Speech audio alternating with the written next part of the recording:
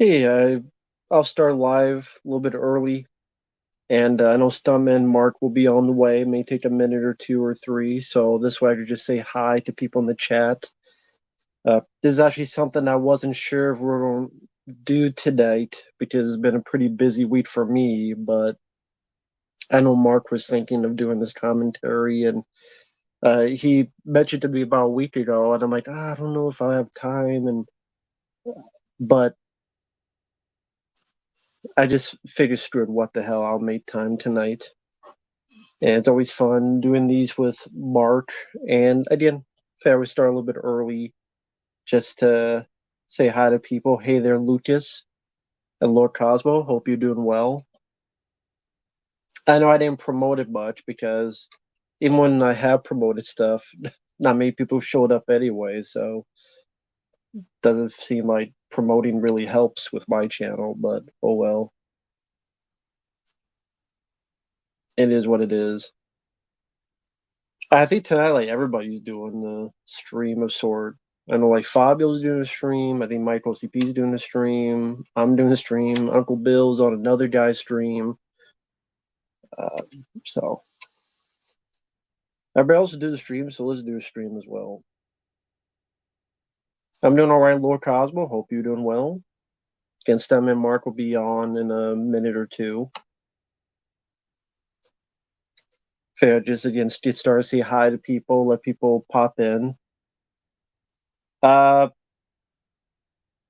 I guess it is the first time I've done a commentary on this with someone else. I believe so. Yeah, I don't think I've ever done a commentary on this with someone else. By the way, and how are you guys doing? How's everybody doing out there? For those who do see this after the fact, there will be a stream tomorrow, 9 p.m. Central Time, where Marq will be there as well as the guys from Dead Pit, and I'll be watching Evil Dead Rise for the first time. I don't know if Marq has already seen the film. I know Uncle Bill's already seen the film. CK, I don't think has seen the film yet. So it's at least going to be two people's first time, and Uncle Bill's second time, and Marq might be his second time, but we'll see. Hey there, Preminator. Hope you're doing well. Hey there, Caleb. I'm doing okay. Uh, just start a little bit early. Marq will be in a little bit, and this way I can just start and say hi to people.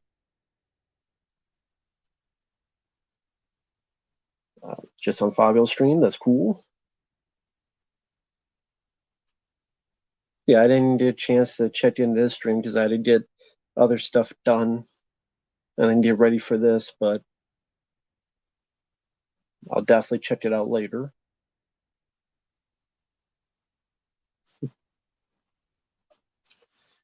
But if anyone has any questions before Marq gets in, feel free to ask. I'll answer however I can.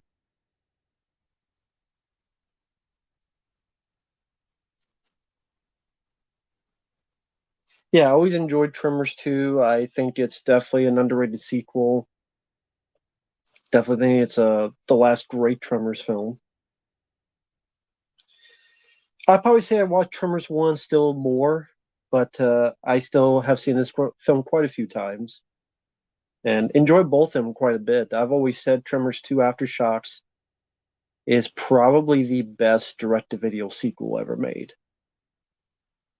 Fabio's channel is the Italian Stallion 51, all as one word. The Italian Stallion 51.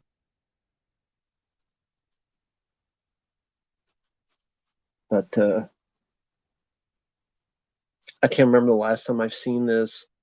Probably a year or so ago, I would assume. I would think. Yeah, Caleb, that's gonna be fun tomorrow. Yeah, we'll be doing on this channel Evil Dead Rise. You'll get my first reaction and other people as well. I've never seen Night Gallery, so What's up? hey, how you doing, man? I'm good. How How's about it you? going? Doing well. Just getting psyched up for as well as tomorrow when the four of us take on Evil Dead Rise. That Have should you be seen the fun. film before? Yeah. Okay. So for what I'm getting into, real quick, like uh, thumbs up or thumbs down on the For you, Evil Dead. yeah. Thumbs down. I mean, Okay. I figure. yeah, Well, I'll find out tomorrow. yeah. I'll save all my energy for that one tomorrow. I Uh, think Uncle Bill hates it more than I do, but I mean, I'm not. That's not like saying I'm a fan or anything. So it's yeah, I'm good. But it'll be fun, like to for all of us to watch it because I think like CK that's gonna be his first watch too. So like that'll be really cool. but hello to the chat, Lord Cosmo, Lucas, Dante, Predator, TOT and Productions. Hello there. No, this was not a request. It was just a fun event. Mark actually mentioned the title. I'm like, hey, that's a good movie. I like it. Oh yeah. We've been doing a few sequels, Hmm. uh, and oh, thank you, Lucas Breen. I look forward to your project. Definitely look forward to it. But yeah, we'll get started. It's my fault for not promoting this because I didn't know if I was going to have time this week. I'm like, screw it. It's fun. It's a Hmm. Thursday. Life's short. Anytime I promote anything anyway, I never get anything successful. So fuck it. Uh, Cool. oh, okay. Caleb's asking you how it's going. Oh, I'm good, man. No complaints. I mean, I probably look a little tired. I don't know. I feel like I'm like fucking Christian Bale in The Machinist. Like I just get no sleep, like just working nonstop. So, but I'm ready for this though. This is such a fun movie, and I think it needs a little bit more love and attention. So that's part of why I chose it. So I'm pause at the beginning. Feel Okay. free to let me know when you're ready. Okay. Give me 1 second here. I'm gonna. No, no problem. Just saying hi there to the chat. Um, yeah, I mean, I think everybody's streaming. That's another thing. I'm like, well, everybody's streaming. Fuck it, I'll stream as well. Because Uncle Bill is on one. A That's few right. others are on some. Screw Hmm. it. I'll stream as well.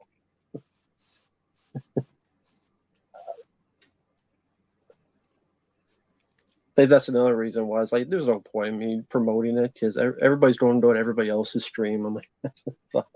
Yeah. Uh, I would say the first Tremors is still my favorite, but it was great to have him star in the film in this, and that's a great positive on this. Hmm. Uh, Tremors 1 is still my favorite film he's been a part of. But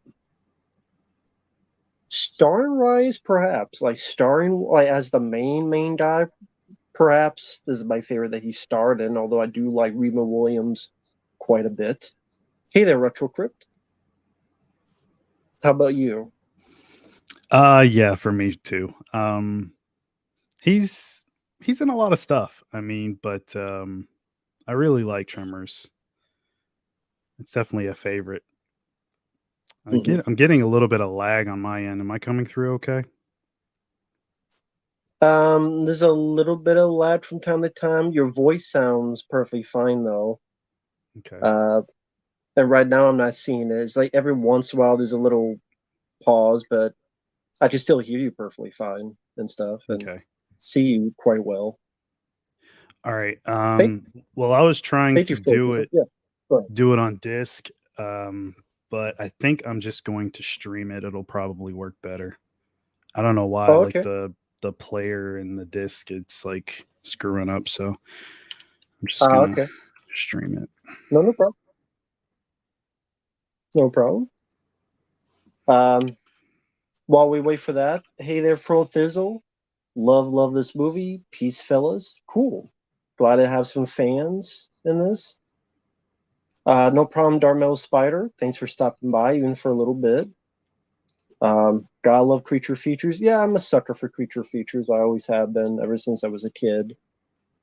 Those are the type of films I grew up with. Leviathan, The Blob, Deep Rising, The Relic, this movie, the first Tremors. Like those are my uh they're the ones I grew up with. Yeah, same here. I think I watched like the first Tremors the most out of all of them. Um, I I have no idea why. Like I thought that movie was like the biggest thing ever, and then like growing up, I look and it's like, oh yeah, it was only a modest success. I mean, it's got a lot of fans, but Yeah. it's definitely not as big as it should have been, unfortunately. Which we'll talk about a little bit how like some of that affected the sequel and the production of the sequel and stuff once we get started. I am paused at 0 though, if everybody's ready. Cool. One thing, DG, sorry, says I was hoping for the Tremor series with Kevin Bacon that was trying to depict a few years ago. Thought the trailer for it was solid. Mm-hmm. I'm surprised that did not go forward with how successful a lot of franchises are and being brought back, at least Mm-hmm. for recognition's sake. They Oh never yeah. gave an explanation as to why, though. I thought that's another kind of a weird thing. They never explain why they didn't pick it up.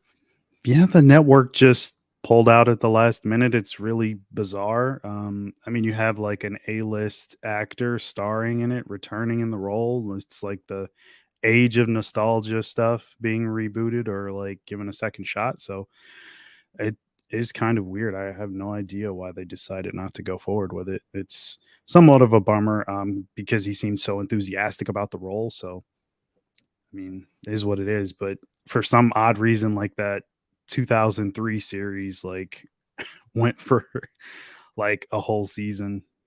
Did you watch that one? Yeah, that one, it showed this is not a series thing. There's only so little you could do with graboids and such. It's like Mm-hmm. hit the going under the ground again. They got the heat seekers again. There's only so much Yeah. you could do. But thank you, Lord Cosmo. But yeah, we're paused at the beginning where I'll count down for those who want to follow along. Let me make sure. I'll count down from three, two, one, pressing play. And we have the universal logo for syncing for anyone out there. Hey, Tingler, uh, how did you first see this? Was it way back on VHS? Was it later? It was a little later, probably the later 90s, I would say. I know it was on cable somewhere, probably Cinemax or something like that. Yeah, I was so shocked. I had no idea there was a part two when it came on. I'm like, what is this? I start watching it, and as it kept going, it was so good. I'm like, how did I miss this one? But as most of us probably know, it didn't get a wide theatrical release. I think it was a limited run, but mostly like straight to DVD, or I guess maybe not DVD, but straight to video at the time. I thought you were doing a stream, Uncle Bill. I thought you were on another one. I guess maybe that's at 9. That's probably at 9. It's called Tremors 2, man. It's a fun sequel. That's right. Uh, I would argue this is the best direct-to-video sequel out there. That's that's a fair assessment. I mean, I'm trying to think of any that like are close. I'm Like sure there's like a direct-to-video top 5. sequel. Yeah, like there's got to be a good top 5 though. Like, do you have any off Because the top of your head? here's because here's the reason why I say that. Number one, you Mhm. bring back Fred Ward, who's a really good actor. He gets a chance to Yes. shine. Yes. You build up Michael Gross's character, who has more to do in this one, Hmm. and really becomes the full Burt Gummer character in this, where he does a good job in the first one, but he did even more of that mentality in this one, which then he became the star of this franchise later. Hmm. Uh, other than a few little iffy wide shots, it's mostly practical effects, and they're Right. fairly well done Hmm. by some of the guys that worked with Stan Winston on Aliens. Hmm. And they did work on the first Tremors. Hmm. Helen Shaver, hot, wonderful, beautiful lady. Uh, it has a decent enough budget. It looks good. Like, it doesn't Yeah. look like a cheap movie. No. I mean, it's not a big budget, but it looks good enough. Hmm. Well, I mean, And it had one, yeah, but it got cut. yeah, Yeah. So, I yeah, mean, it was 17 million cut down to 4 million. They still accomplished a lot, in my opinion, on a $4 million budget. yeah. For 4 million, this is a pretty good looking movie for 4 million. And I am watching it on the pretty much bare bones Blu-ray, which this is from. I mean, it says Universal 1080p. There's no features on it, Hmm. and looks good. Yeah. I'm And watching the same. It's the attack pack oh, version. So, okay. yeah, it's got I all got. four I movies. did this one because this is a single disc. It's not like a flipper or anything. Well, I guess that's a single as well, but I guess I just wanted it by itself since I had the Arrow Video Tremors, which is a great release for the first one. Right. Yeah. And see, nowadays this would be like a CGI graboid coming out, but it's like no, they took the time to make it practical and give a Hmm. little bit of bang in your buck in the first 5 minutes. Yeah. Oh yeah, Lucas. Yeah, that was the thing. Like back in the day, I saw a trailer for this film. I forget what tape, and even as a kid, I was a huge fan of the first Tremors movie. Loving the characters, loving their banter, loving the effects, loving creature features. The blue collar down to earth characters and humor was relatable. Yes. So when I Very. saw there was a trailer for the second film, I was so excited. So I would tell people at school, and people at school did not know anything about movies, unless it was Adam Sandler. That's the only movies they knew. So Yeah. it's like, oh yeah, sure, the Tremors too. What's that? The Tremors 5, Tremors 6. I'm like, you're right. Because they made like 6 or 7 of damn They were. movies. So they're being assholes about it. Again, they didn't care about movies. They didn't know anything about shit from apple butter about movies. I mean, I'm just being blunt. Um, and again, unless it was the new fucking Adam Sandler film. Hmm. Sorry if you ever see this, folks, but that's the truth. So they thought I was making it up. They didn't give a shit. So I did get this. It was on VHS tape. And I'm like, okay, Kevin Bacon's not in it, but oh wow, Fred Ward is back, and he's getting to be more of the star, and uh, enjoyed it ever since. Oh Yep. hey man, how you doing, Garrett? Yeah. What's up? Uh, but yeah, I've always enjoyed this ever since because it's a quality follow up that doesn't ruin the first film. Yeah. It keeps the spirit of the first film. The Hmm. effects are fairly good for a $4 million budget. I Hmm. still think there's quite a few ones that are pretty funny. It's still its own movie by having the worms turn and adapt and an evolution. So it doesn't Hmm. feel like a carbon copy. It's not just stealing lines, which, by the way, again, as a reminder, tomorrow we will be doing Evil Dead Rise commentary tomorrow at 9 p.m. Central on here. I know Uncle Bill looks forward to that. It'll be my first time watching it. Although I am prepared because, real quick, like I saw a clip. Okay. The fucking lady literally says, "Come get some." It's supposed to be nostalgic. You didn't pop for that line. Yeah, I popped a boner through my pants. But this, I mean, doesn't do that. It's like its own. It's not like, hey, let's remember 85 things from the first film. It acts like a proper like sequel or something.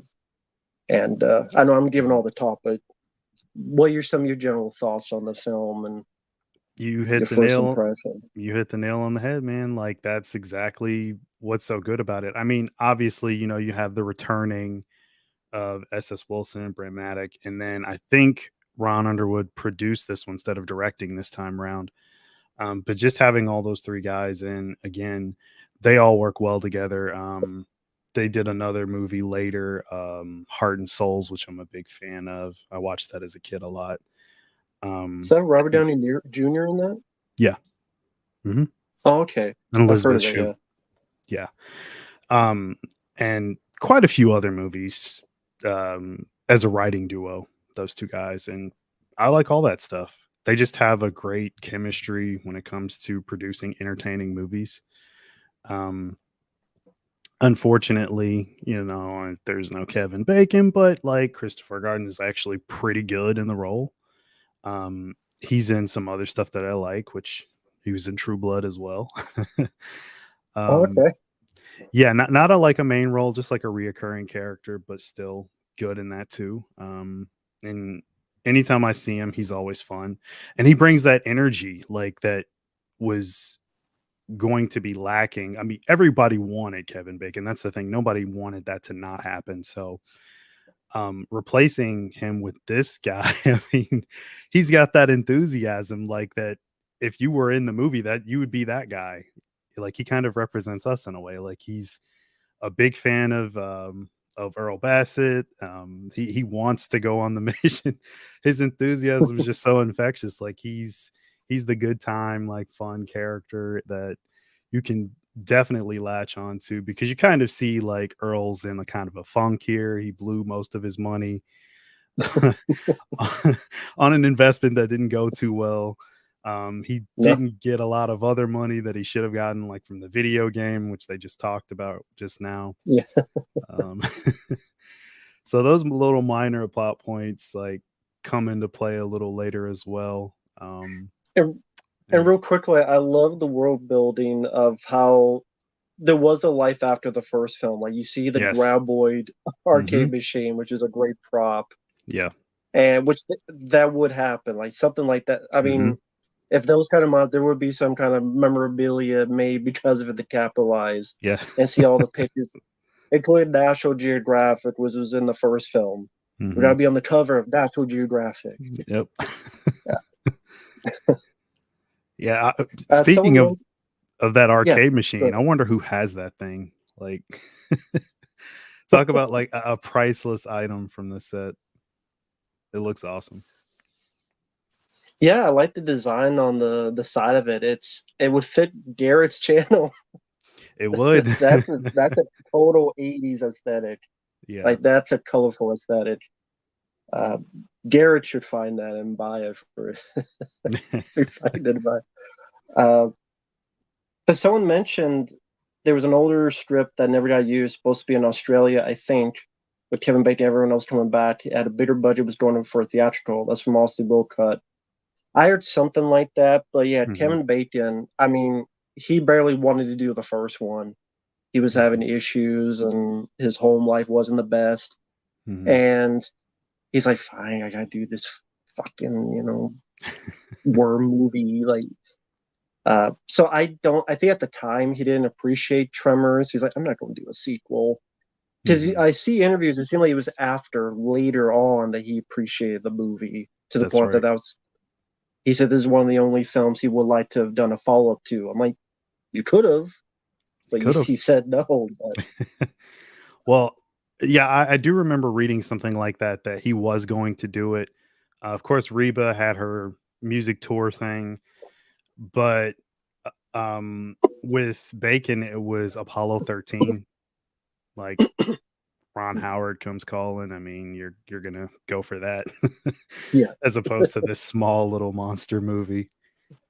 Um, exactly. yeah, the production though. I mean, it's the locations looks great. I mean, it's supposed to be like Mexico, but I think Yeah, they shot this in like California or something like that.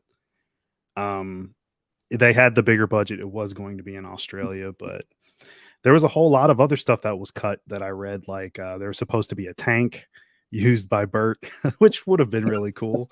But I that could makes see, sense. yeah, like I could see the cost like of that being a lot more non-friendly to them. especially given what they ended up with. I guess the idea is that the tank would probably not be pulled down by them, so Hmm. or maybe Yeah, that's the idea behind it. yeah. They Uh, use there's like a big, it's not a tank. What is it in the first movie? It's like a bulldozer. That's what it is. bulldozer, yeah. And then they have like the back piece is like really heavy and like they can't pull it down. So they're like attacking it in that scene in the first movie. So I guess that's what like maybe the idea spawned from.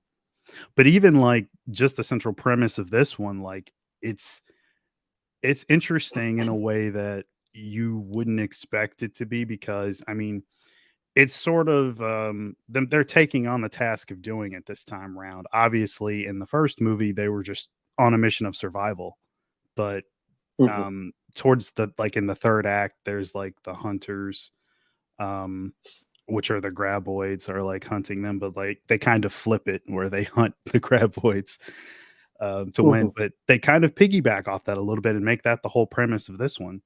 So you kind of get a tiny preview of what's possible for a sequel at the end of the first one, even if they didn't intend to make one. But this still works, man. It's so fun. Yeah, it gets into the backstory of what if these things, uh, as you come to find out, they've been here all along. It's just they were dormant for so many years. So if they popped up in other areas, what would you do? Well, Right. try to get to the people who've been involved and know a bit about it, and of course, have money be the common denominator of would you do it for $50,000 a piece if you're given all the tools of the trade to do it?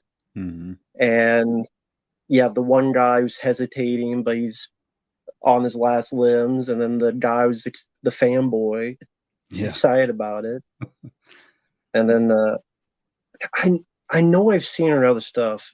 I always Helen Shaver. I forget what movie she was in. Other Hmm. I have to look that up, Um. but she becomes a love interest in this. Other than oh, what's her name in the first movie? Was she died in that lady in the first movie? Man, Mhm. man, what happened to her? Oh shit! Yeah, I She got have into no idea. trouble with the law. She got Mhm. arrested. She looks very different. I'll put it that way. Yeah, that's a nice way Uh, of putting kind of it. like kind of like the well the let's put it this way. You know Bridget Fonda. Mhm. You look at how she looks. Very very different. Yeah, Mhm. Finn Carter from the first. She fought the law and she lost. I'll put it that way.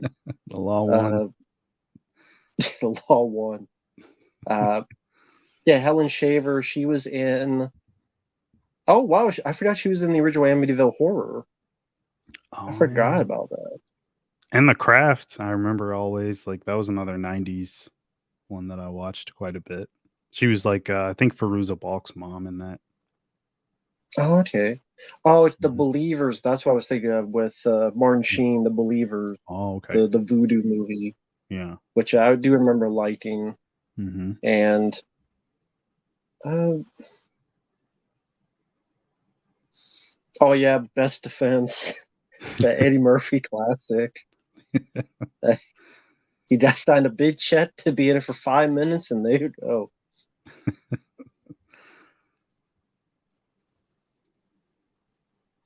Are you surprised that this became such a big franchise? Because we got Yes. 7 movies. I want to say it was seven. Actually, yeah, I want to say it was 7 movies or 8. I think it's 7, but it could be 8. I kind of stopped following after, like, the 4th or 5th one. I just Yeah, remembered seeing the headline of them. I'm like, "Another one?" But I guess they must be popular. I mean, they have to be making money on it somehow to justify more sequels. yeah, because 5 and 6 had Jamie Kennedy in it, and the I last remember one that. had Napoleon Dynamite in it. I forget his name. John John Heaton. Heder? Yeah, yeah, yeah. Okay. John Heaton. Yeah. Hmm. And then they killed off Burt Gummer in the last one. I heard that.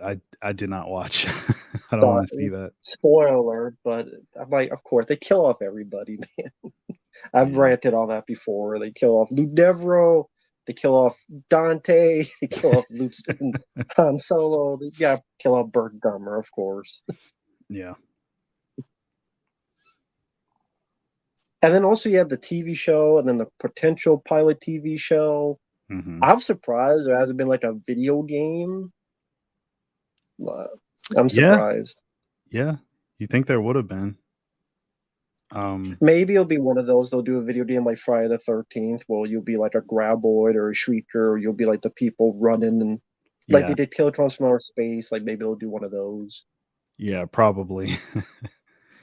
Or it might take a long time, much like I know they've got like the Starship Troopers game coming. Texas Chainsaw Massacre coming out. Yeah, yeah, stuff like that. Like takes a little while for them to do like any sort of video game adaptation that seems like it's worth it. This might be another one of them. Knowing Universal, this will probably get a reboot at some point in movie form, since the TV show thing didn't work out. Yeah, but I don't want Universal to do that because they'll probably be, that, what was that, 1440, the Hmm. direct-to-video circuit? They did like Bulletproof 2, the sequel with Face on Love, the sequel to the Adam Sandler, Damon Wayans movie. They did Backdraft 2. They did, I know it was someone else. Did that Eraser Reborn, that Oh sequel to yeah. Arnold's Eraser that no one saw. I Yeah. don't think that was Universal. I think it was Warner Brothers, but whatever. Yeah, I mean, those kind of sequels, like you never hear people put those over. Like Roadhouse 2 or wasn't there a Point Break 2? Seems like it There was. was a remake. I don't All think there right, was a sequel. There was the the remake. remake. Okay. There's Dirty Dancing 2. But you Just were sorry, you were asking before about direct-to-video sequels. I mean, mhm. a lot of them are really bad. That's why I would say this is the best direct-to-video sequel. I mean, I don't mind, believe it or not, I actually don't mind the third Lost Boys movie, The Thirst, that Corey Feldman stars, because I I don't know. vaguely remember them. I I saw them back when they yeah. came out, but I can't remember, especially the third one. That one's a lot more fuzzy for me. Can't really remember it too I much. didn't mind that because Corey Feldman having more to do is what I used to like Corey Feldman. But uh, the second one had the surfer guys and the crappy Kiefer Sutherland's brother who had no talent. Is it Angus Sutherland or something? Is that Yeah, it? Okay. he sounded like an Angus with the way he acted. He just Yeah, sucking. like I remember they were surfers and I think they were like playing Xbox or something in a scene, and I'm like, this doesn't really feel like Lost Boys. No,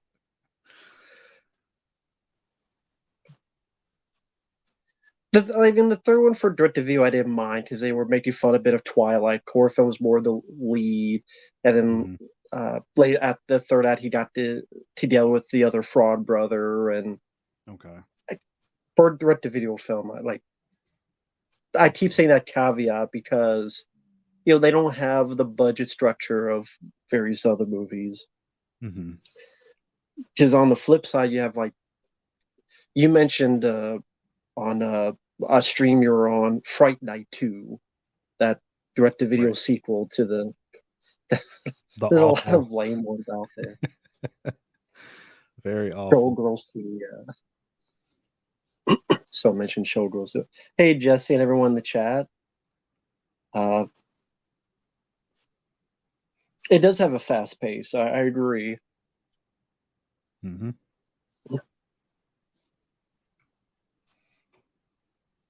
Yeah, this is really the last one I truly like in the Tremors films. To me, it's just the first two.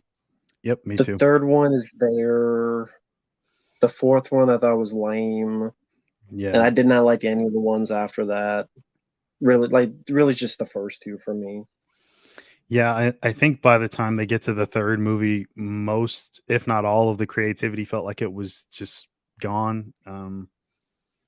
Like this felt like a real continuation. Yeah, the third one, they come up with a new creature and they nickname it Ass Blasters. That's when you know Yep. it's up the shit creek. Yeah, I mean, having them fly was seemed really like uninspired. Like they just wanted another gimmick for the creature. But having them sort of be the next evolution in this movie where they're like, I guess you call them bipedal creatures. I like that. That's a very cool like aspect. I mean, it there's nowhere to hide if they can actually see you. So I love the remote control with the dynamite. I Oh love the yeah. So fun. the idea of that.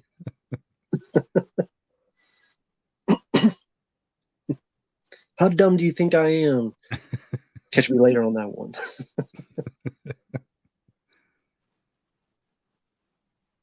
Would you say Tremors was the? I don't know if I call it Ghostbusters of the '90s. I get what you mean. Regular guys trying to make a quick buck in a strainer situation. Well, I get what you mean. I can see that. I just never. It's weird calling it that way, but I get what you mean. It's hard for me to call it that way, but Mhm. this I get what you mean.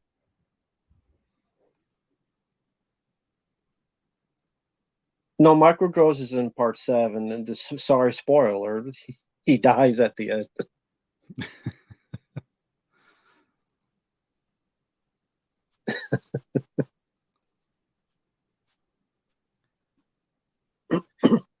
I missed out on it, Austin. The 4K of the Tremors Arrow set, like I it's so weird, like stuff like that. Usually I'm all over it. You'd think me being such a big fan, I would have gotten it right away, but I saw that and I was like, it'll be around. It sucks because I'll do that sometimes with certain releases. They'll say limited edition.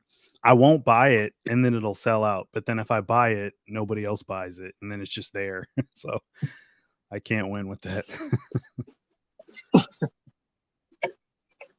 I mean, it's not the 4K, but um, this is Oh, the it's a beautiful set. yeah. It's I was surprised Arrow Video did this, but Hmm. it's definitely been one of my favorite Arrow release just because I love the film. And I mean, with the for those who didn't get it, I mean, this is the Blu-ray. This is not the 4K, but it still looked fantastic. Um, Actually, the Blu-ray disc, bonus disc, yeah, it's just that. But I'm fine with that.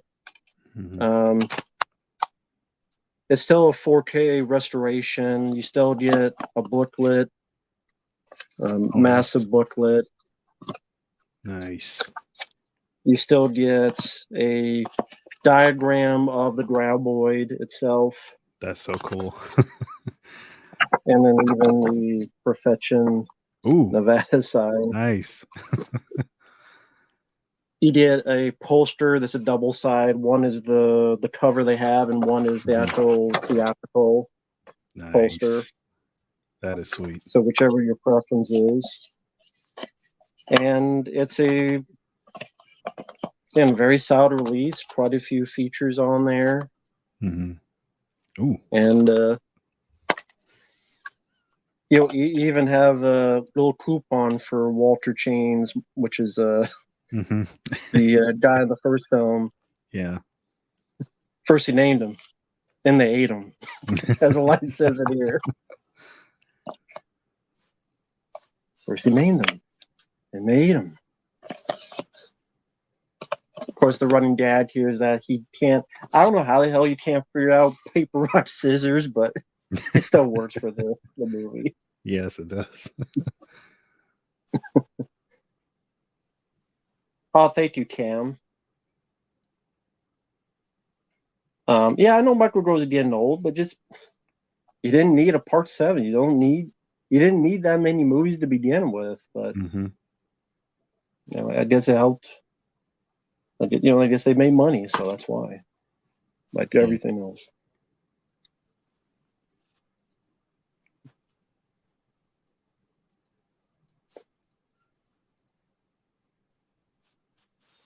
We kind of glossed over the line about Val, which is Kevin Bacon's character earlier.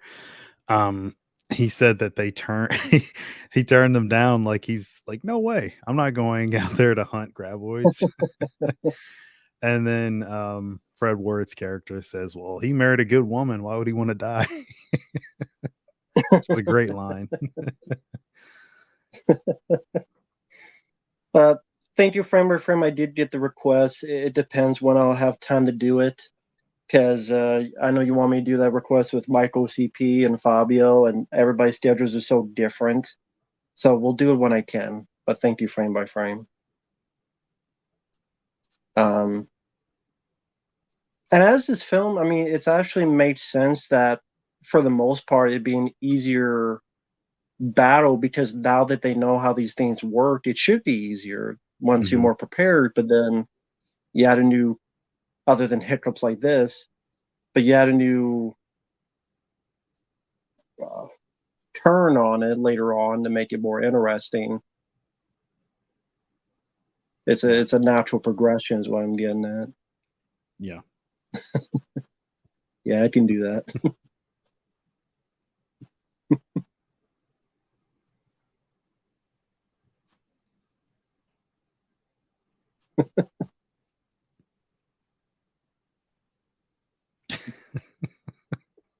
But sorry, I think I asked this before. Mhm.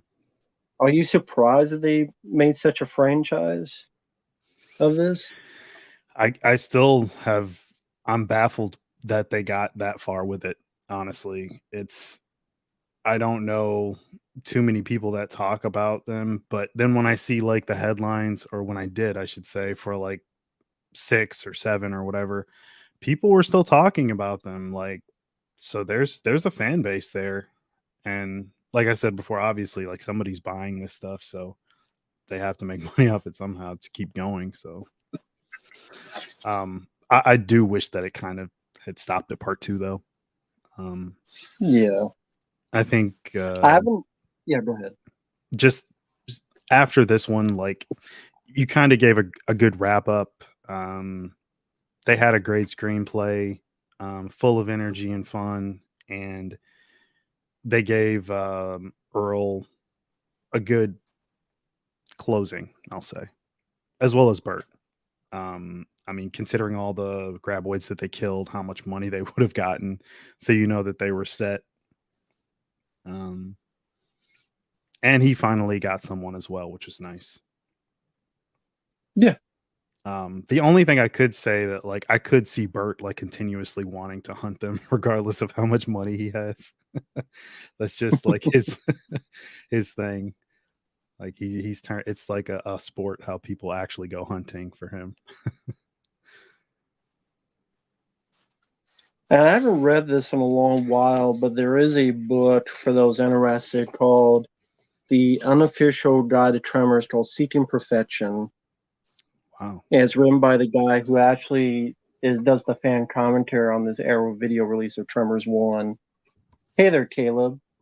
And he goes through as much detail as he can about the making of Tremors 1, 2, 3, 4, the Tremor series, even an episode guide on the Tremor series. I think he got to part 5 when he had written this. Mhm. But um, again, Seeking Perfection, for those who are big fans of the franchise, you want to hear about the making of these films, Would that be in like on particular the Amazon to sequels. buy, or Yeah, okay? yeah, I'm and gonna check that Amazon. out.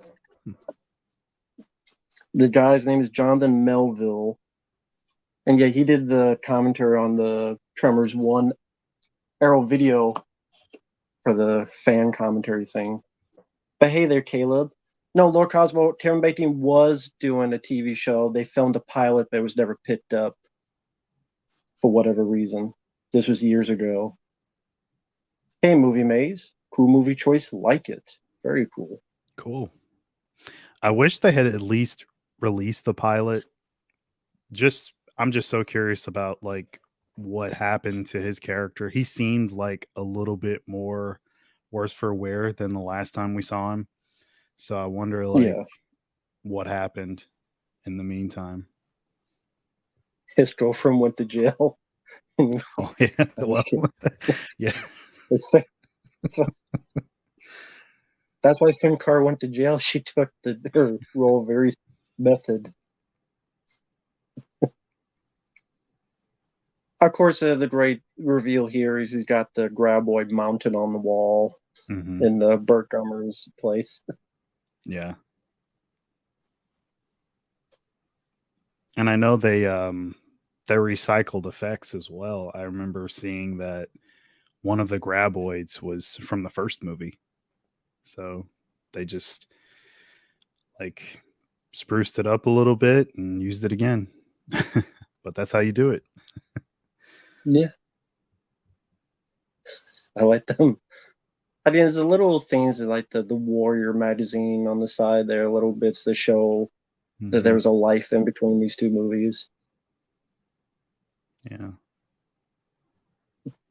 Graboid situation.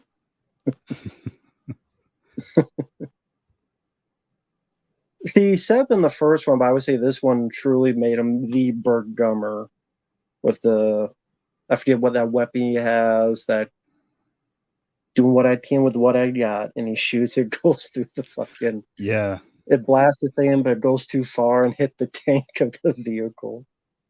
That's right. It's like some kind of like Armor piercing, snipe. anti-tank. Yeah, anti-tank. A World War One anti-tank cartridge casing for the bullets.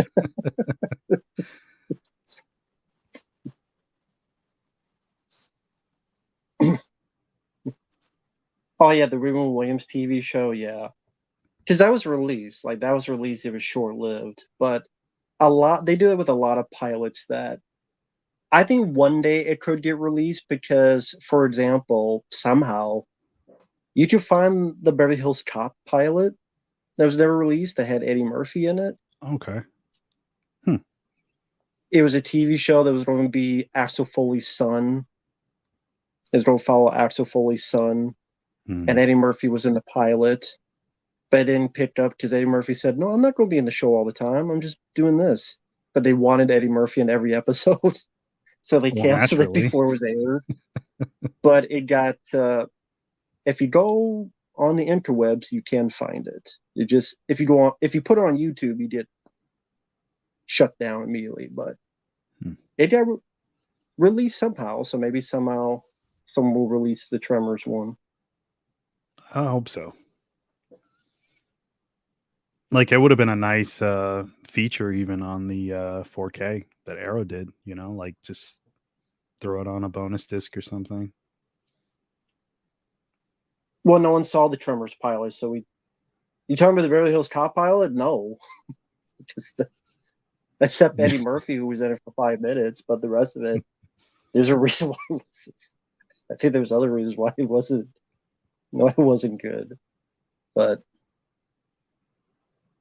Well, I mean, Axel Foley returns pretty soon on Netflix. If anybody wants to watch part 4, that is.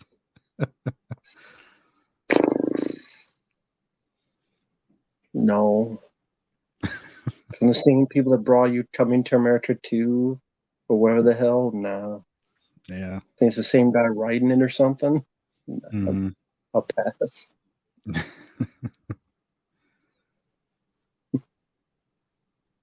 You'll probably get a request for it though.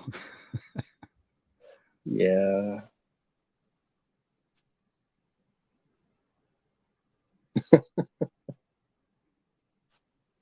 Do you think this would have been much better with the original cast? I mean, it would have been, yeah, I mean, it would have been nice to have Kevin Bacon in it, of course. Hmm. Uh, I'm fine with Reba McEntire was nice in the first one, but I do like the idea of Bert by himself. So it gives a little bit difference to his character, and Uh, I mean, I like the movie that we got, so I don't know. I like the film. I think it's a good film. If it was a bad film, then I would think in those terms. But because I really like the film, it's kind of enjoying what I got type of mentality, I guess. Yeah, for sure.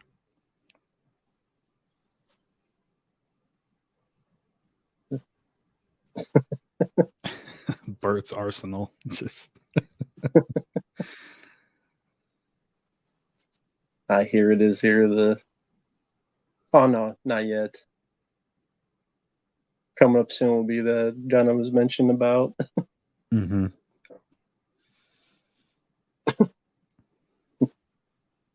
The same elephant guns he used in the first movie. Mm-hmm.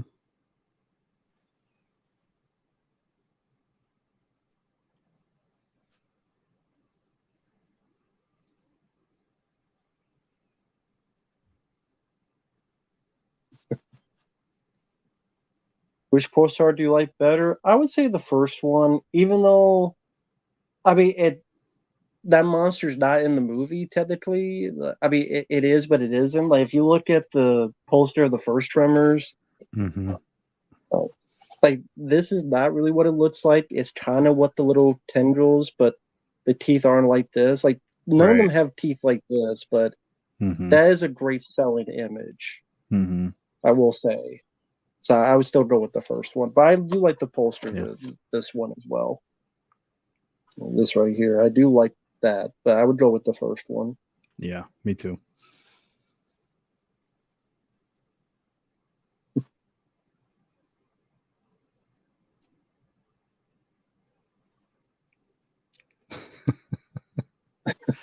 There it is. 50 caliber. It's insane, but awesome. Custom cast from solid bronze. You need it and don't have it, you'll sing a different tune. That's Burt Gummer. Yep, in a nutshell. Exactly. I think this is also where he gets the MRIs, the ready to eat meals. Yeah. This tastes like toilet paper. Earl, that is the toilet paper. Or the That is really line at the great. end is Yeah, great. go ahead. I think he says, I'm completely out of ammo. And he looks so like flustered. He's like, that's never happened to me Defeated. before. Yeah. I was just saying, like, where they did this such lush green land too. Like, really like the landscape they chose for this. Yeah. It really does pass. I mean, not that I've ever been on a Mexican oil field or anything, but I mean, it's convincing. Yeah.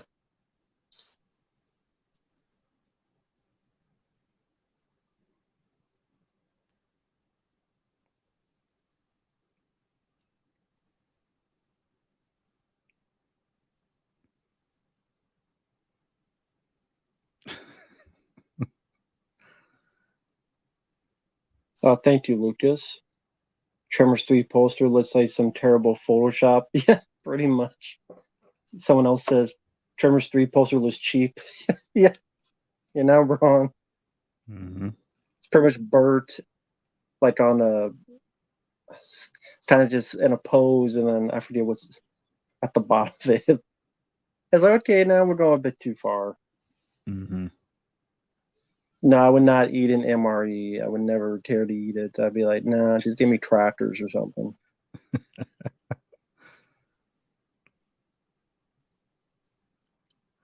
Oh, Of and course, this has to be a tank. There's the tank.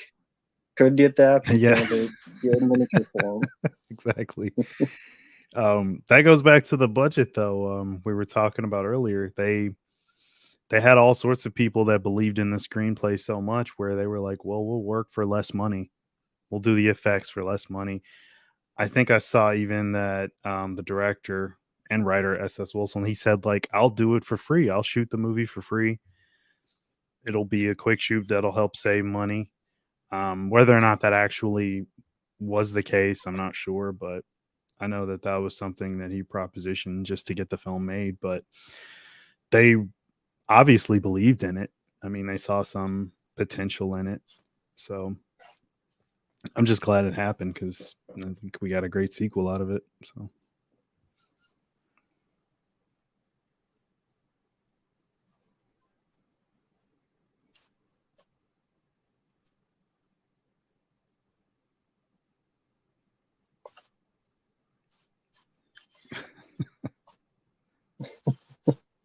Caleb, I've only seen the first Tremors. Well, I definitely think if you like the first one, the second one is definitely worth the watch.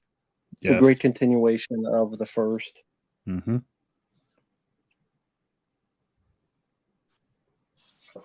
Yeah, I would say stop at part two. Like watch part two, and like you don't need to see the rest.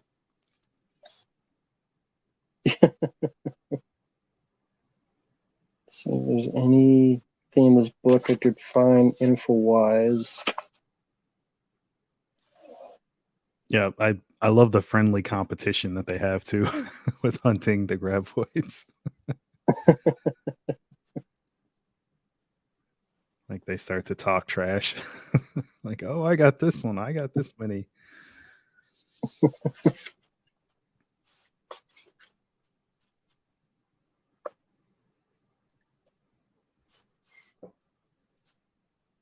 I think people also forget, like, I mean, VHS was around, but it was still the direct-to-video, like direct-to-sequel market still.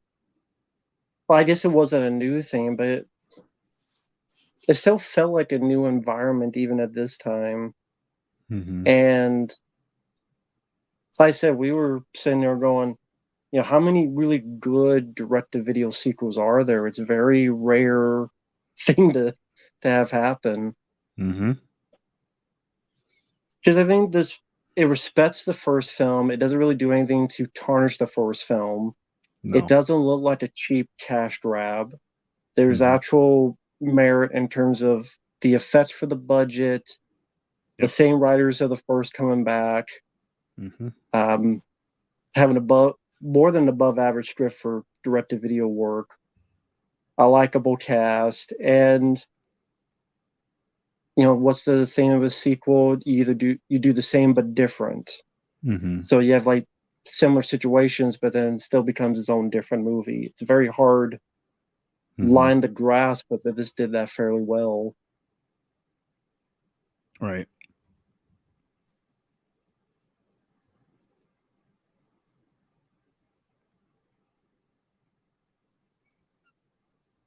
And taking things a little bit further, like the evolution of the creatures, if you will, is actually a good idea.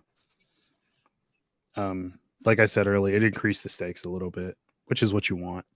Um, Not quite to the degree of something like Aliens. Not that that's a direct comparison or anything, but I mean that's kind of what he did, Cameron, with that one. Like you have a great first like movie, have some great creature effects and stuff, and then you give it a little bit of a backstory and sort of where it came from. And if that stuff's actually good, people won't mind the explanation because they do that in this one as well. And it works, man. It's really cool.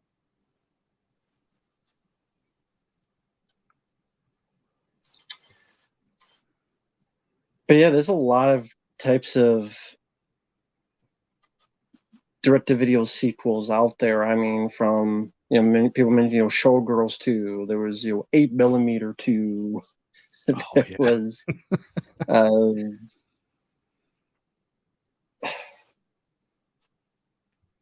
there's like Deep Blue Sea got sequels that went straight to That's streaming right. now. That's right. There's like Deep Blue Sea 2 and 3. Hmm. All those American Pie Presents movies. The There's like 7 spinoffs, of them or yeah. so. Yeah. Uh, Not to mention Hellraiser, Children of the Corn, how many direct-to-video sequels those got. Yeah, much like CK, like he always asks that question, like, how did those Children of the Corn sequels keep happening? Who like is buying that? I think there's like 10 of those movies. It's insane. It sounds about right. Let me try to think of some good ones. Undisputed sequels. Michael J. White, Scott Adkins. Okay. Yeah. Much better than the first, because I'm not a fan of the first as much as Mhm. I like Wesley Snipes. But Mhm. Undisputed 2 had Michael J. White versus Scott Adkins, and then Undisputed 3 and 4 had Scott Adkins.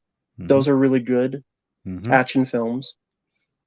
So I'll say the Undisputed sequels. Uh, I was always partial. I know a lot of people don't like it. I was always partial to From Dusk Till Dawn 2, Okay. just because I liked the way Scott Spiegel directed it. Mhm. He did that style of everything as like a weird point of view. Yeah, I remember the shot. And You're in the vampire's mouth as it's about to bite. Yeah. Yeah. and I like Robert Patrick in it, starring in the Oh, of film. course. Yeah. Other than the wanty effects, I do like From Dusk Till Dawn 2. Uh,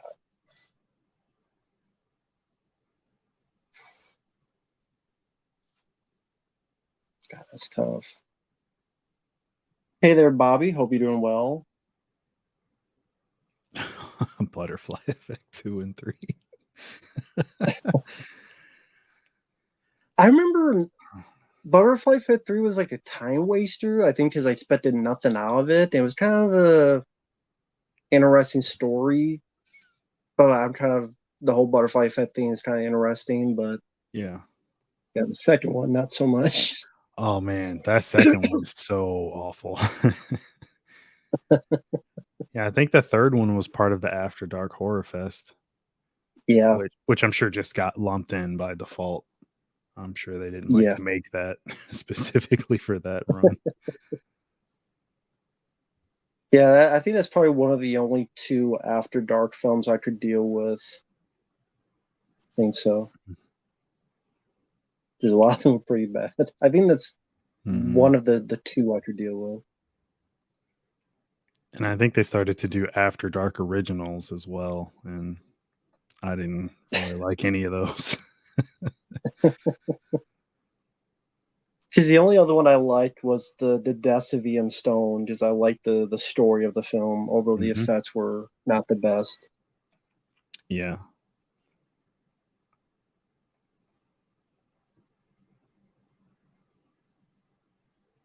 Oh yeah, coming up we got a great effects shot. Good Yeah, practical the stuff. reveal of Mhm. inside of the graboid. I think the first teaser actually did a good job, because if you watch the first teaser of this film, they didn't show the shriekers. You just got the idea, but they didn't show them. So it's actually Okay. pretty good marketing on that part. So I think when I first saw this, I'm like, oh shit, what's this about? Mhm. Like not knowing what was going to happen next. Because back then didn't have the internet. I Mhm. didn't. So I couldn't like spoil myself or anything. So I'm like, okay, what's the deal here now? Now, the preview that you said you saw, was it I know they did ones that were for, like, direct to video, but this did have a limited theatrical release. Was it for that? Or do you even remember? I know that's, Uh, like, a minute detail, but I was just curious. Because like, I never saw anything for this. It just came on cable one day in the '90s, and I'm like, "Oh, uh, great. This is cool." I think it was on another VHS. I Gotcha. can't remember what the movie was. Um, see, I don't know if well, I don't know if I could even find. Uh, yeah, I can't remember what it was in front of. It was in front of a movie, and it's like a 50 Mhm. second long like teaser, like coming soon, Tremors 2. I think Mhm. it's like coming soon, the video cassette.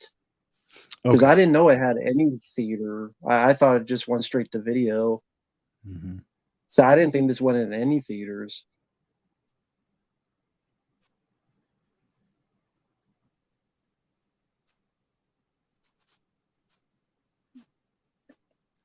And that noise that they make is I can only imagine, like, you're in that setting, middle of the fucking like nowhere, and this loud like creature is squealing or shrieking, I guess.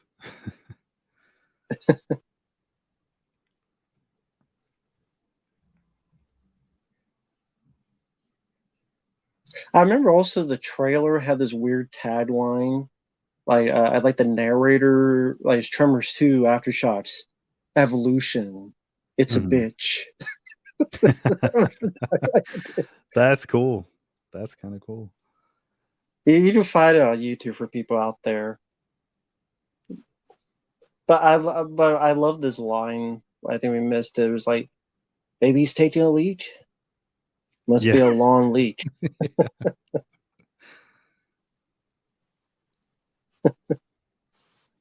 You carry some of this stuff.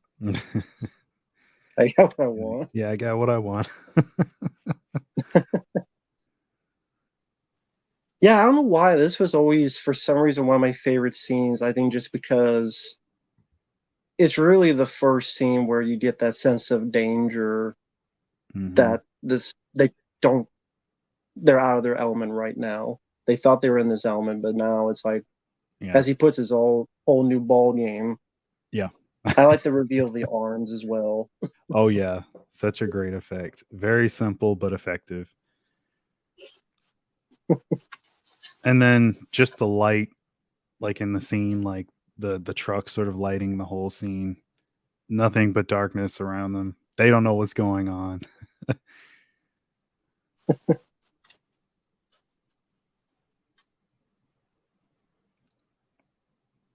Pred, it was Amalgamated Dynamics, which was, I think, Stan Winston's company that he started with. God, what's that guy's name? I think is it Tom Woodruff? I could be wrong, but yeah, I know they. That was the team that was behind it. I mean, they did a bunch of stuff like Death Becomes Her, um, Starship Troopers, stuff like that. Oh yeah. Also, real quick, you're asking why was Tremors 4 a prequel? From what I understand, like Good question. the No. guys who made the guys who made these early films were the same group, S.S. Wilson and Brett Maddock. Like they even took turns directing, and they had kind of a rule of like they made this life cycle where, as it turned out, the flying ones would carry the aids to different locations, and then that would go into grab boys, and the grab boys turn the shriekers, and like they had this life cycle. So they're like, well, Universal wants us to do more because they were successful. We don't know what we could do after because we don't want to create a new one and screw our ideas up. Do we just create like another monster? So they're like, well, we'll just put in a different time period. Plus, that's around the time of like, I think it was around the time they had the TV show as well. So they Mm, probably wanted to not mess with that as well. yeah. So I was like, okay, we'll just make a prequel because they want another one. It'll be something different. And Hmm. you know, I said there's only two. Uh, Dodger, there's been no word. They made the Tremors pilot with Tim Bacon. They didn't Hmm. release it, and there's been no word as to why. And hey, myth beats fiction. Hope you're doing well. Yeah, Tom Woodruff Jr. and Alec Gillis, Hmm. who then worked on that shitty Thing prequel movie. Which I saw just got like a really cool release. I don't know who want to buy it, but they did give it a cool little Maybe if you set. want to take a fucking dump on it. Yeah. And I'm sorry, they directed another movie called Harbinger Down. I think that fucking film sucked too. It was a I waste of remember Lance that. Henriksen. Hmm. Did you see that? Unfortunately, yeah. I know it's their opinion, but like they took a fucking dump on. Like Leviathan, one of my personal favorites, is one of the only Blu-rays where there's an hour-long feature that people just take a dump on the film. That's just the effects guys are. Oh, this movie. Can I talk about Alien 3? That was literally one of the quotes Yeah, of what one of them, and I'm like, was it was about like shapeshifters or something, that one? it was like the thing. It was in the Right. ice, Yeah, and okay. it wasn't mimicking people, but it was these creatures that. Well, I Mhm. can't remember what the fuck the plot. It it was like if the thing was made for like $50 and had Lance Henriksen in it. Hey man, Gatilla, hope you're doing well. And here's a not sure what it is and the reveal.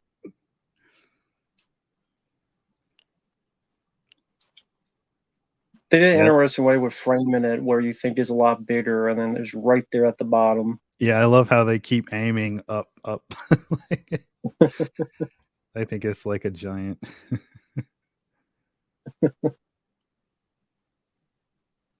And like in the wide shots, sometimes CGI is not the best, but they use it in short spurts, and this was Mhm. 96 or so. I forget what year this was. I And think they shot it around like 94. It may or may not have been shelved for a bit and then released, I think, in 96.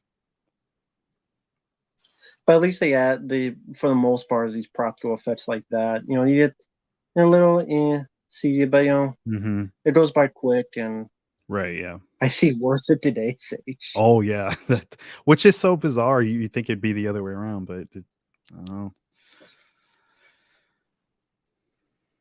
Do I like the look of the graboids?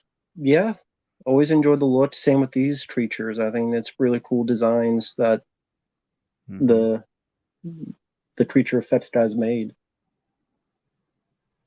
Yeah, I mean, they had like the fully articulated ones, the full scale puppet one, the three-handed puppet version, um, the dummy version, like the rubber ones.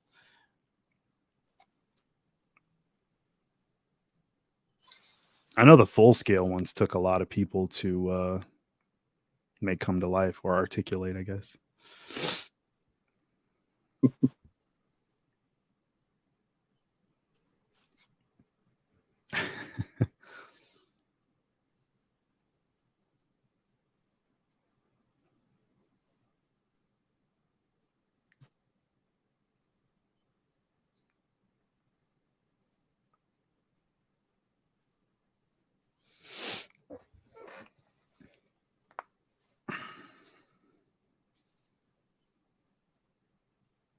And here's like Yeah, go ahead.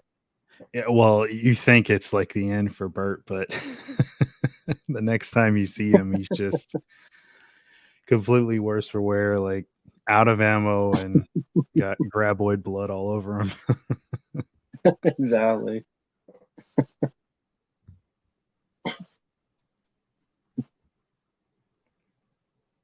Oh yeah, then the gnarly effect that's coming up right here in a minute, like with the guy's legs, you remember?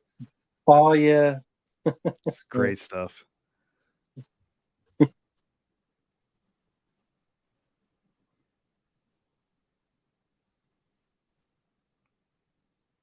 And she got the Born in the USA pants where you got the handkerchief in the back at the Bruce Springsteen cover.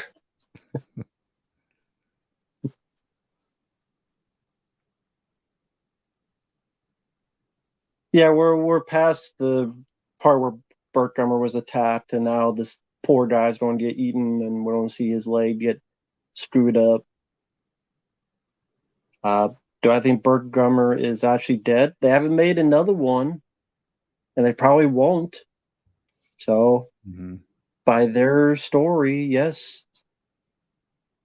Oh, look at that.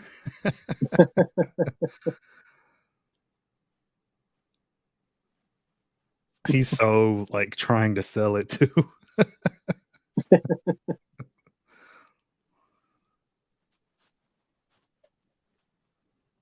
Well, I mean, this doesn't really have a lot of kills. It's not really about the kills, so it's hard to say Mhm. like favorite kill. I mean, I guess I would say that one because that's, I mean, really, that's probably the last kill you see because it's the guy at the beginning, Mhm. the guy whose arms are left, and this guy. Yeah. Maybe that's why it's not some people's cup of tea. Just not like a big body count movie, but Mhm. yeah,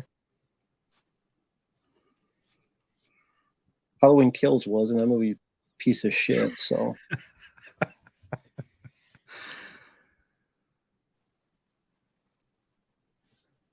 Yeah, it's a lot more of a focus on the hunted being the hunters and just the creatures themselves, their evolution. and And in the characters as well. God forbid you like yeah. the characters. Mhm. I know it's against the law nowadays, but Terminator, that is the first one, and this is from Arrow Video. I'm not sure you might be able to buy the Blu-ray of this. I don't know if it's just the 4K that's or they can't begin, but you might be able to get the Blu-ray of this, which this is what the Blu-ray. Now this is on Amazon. This is Arrow Video, the US one. So no problem, Terminator. Myth beats fiction. You're saving it to get Razorback. Cool. Yeah, I like Razorback. That's a early thing. Russell Mulcahy's first film before he did Highlander. Have you seen Razorback? Been a while, but yeah, I remember that one.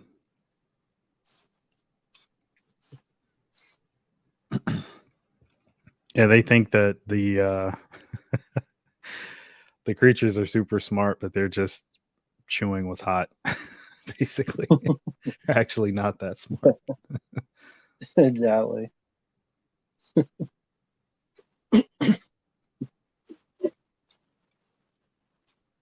Was it Earl's idea to pole vault in the first movie to get off the rocks? No, it was Finn Carter. Okay. She did it first, and they followed. Right, yeah. Okay. Because she knows the way the boulders are. Mhm. He tried and he failed, and then Kevin Bacon had to do it. Yeah. Yeah, this Burt Gummer's truck. Oh my god. What's left of it? As I just remember like in this last act here, like he has all these ideas of like ways to like outsmart them. Like with the hot shirt on the clothespins and Yeah. stuff. Yeah, it's just cool stuff like that that I really appreciate about this one.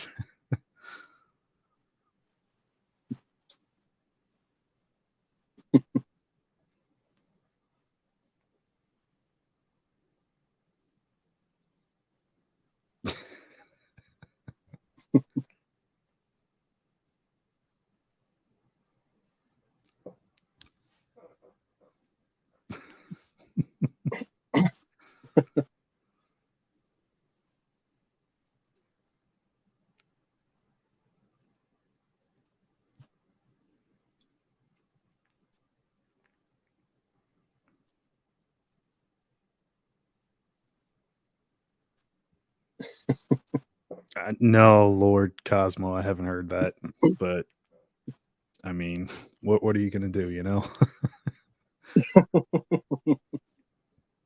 Yeah, I don't really care, Lord Cosmo. I really don't. Yeah, Finn Carter in the first film, she went to a life of crime to be pretty. Yeah, it's too bad, but what can you do? Mhm. Maybe it'll work out for like that kid from Flight of the Navigator. Hmm. For a minute, I thought you were gonna Fighting. say the kid from Mighty Ducks. Oh no. I mean, he went down a pretty dark path for a while too, but But I hear that he's kid, doing better though. yeah, the Flight of the Navigator, yeah. the UFO movie with Pee Wee Herman's voice and all that. How the hell did he capture a live one? Like, only Bert.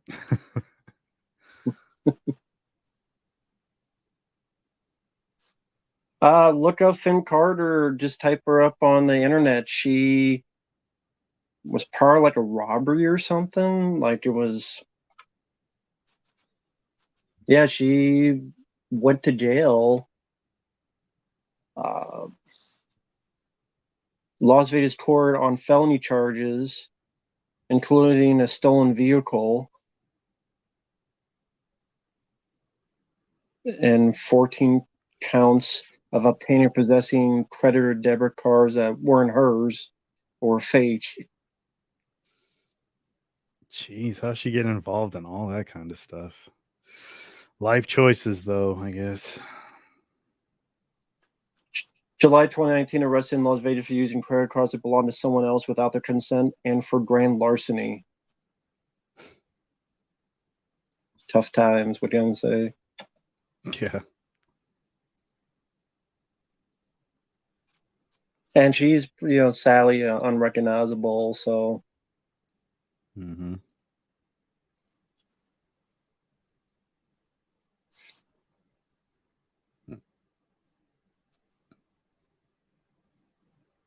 well, at least it's green. Yeah, the Tremors sequels after this are pretty crappy. Mm-hmm. Yeah, I mean, Tremors 5 when Burt Gummer's in a cage in Africa and a lion like pisses on him or something. What?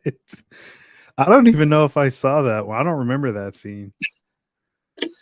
Yeah, he's in a bad guy left him in a cage because the bad guy wants the graboid or whatever alive, and Mm-hmm. there's like a lion or something that comes by and like pisses on him. Wow. Lucas, you didn't confirm that.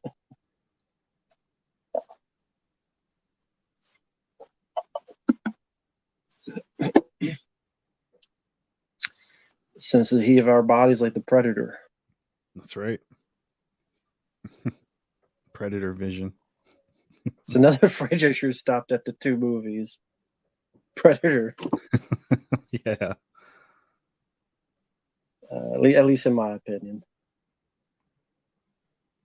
Yeah, I mean, I would say for sure, given like what they ended up doing with the franchise, but I was somewhat intrigued with Robert Rodriguez's like thing. He wanted to like continue it.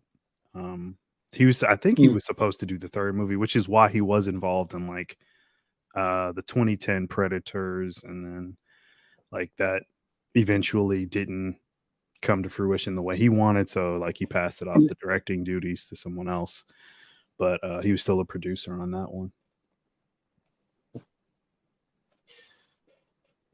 How come the first 1 or 2 movies always end up being the best in a franchise? Because they start running out of ideas. Mm-hmm. Because not everything needs a franchise. That's right. Although, I mean, to you too. I mean, I love Rocky 3 and 4. Those are my favorites of the franchise. Same with Elm Street 3 and 4. Are actually my favorite of that franchise. So there you go. I can only speak for myself. Like Elm Street 3 and 4 and Rocky 3 and 4 are my favorites of those franchise. So there you go. Is there a part 3 to a franchise that's better than the original movie?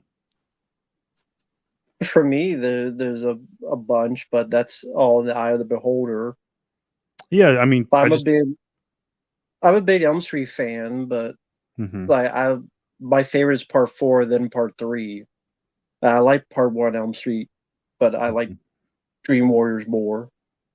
I like Rocky and Rocky 2, but Rocky 3 and 4 are my favorites, so I like Rocky 3 more. Mm-hmm.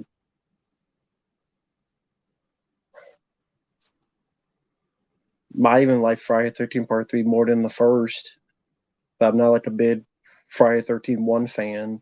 I could watch it, but I think a lot of the sequels are better, in my opinion. Yeah. But I can only speak for myself. No, I mean those are good picks. um, I think one that comes close for me would probably be Die Hard with a Vengeance. I always love that film. Um, I love that one as I well. think it can rival the first one in some ways. I know that might be blasphemy to some because the first one is great, but I I mean, love the there's something about that third those. one though. Yeah, I love it. Oh, and then this scene right here where they show the smaller one. I know that was accomplished by them using a bigger cage. And I think like they use like more of a zoom technique to focus on it, like, but it's still supposedly like the same size. They didn't actually make any small ones. So, again, creativity. Just get the shot, man. Yeah, Whatever works. and all stuff done in camera. hmm No shaky cam, no filters on the cinematography. hmm Well, let me ask you this. I know this is a weird question, but Sure. you've seen a lot of like direct to streaming movies nowadays, I would assume. Um, At so. I least some. mean, yeah. I mean, a decent amount at least. Like this film, well, I'm talking about the look, the picture quality look. hmm Like, why does this film that probably has the same budget as those look, at least in my opinion, better? Like a movie nowadays, it's like it looks more phony or it looks more pristine but fake, or there's like a lot of filters on it. I don't know what it is. It just doesn't look. I don't know how to put it. Just doesn't look as good. It seems as even a film like this from the hmm mid '90s that went direct to video. I don't know why it is. It just something Um, about it is just just the maybe it's just different. me. I think some of it is a different era aesthetic for sure, but I think a lot of it has to do with the fact that I don't want to say everything, but a lot of shit is digital, and that doesn't translate as well as film does. Um, Yeah. I don't have anything against shooting digitally. I don't want to start an argument in the chat or anything, but like, it's just I gotta agree with Tarantino is one of the things I do agree with him on. Like it, you kind of lose something. Um, the film stock, like just it just works better.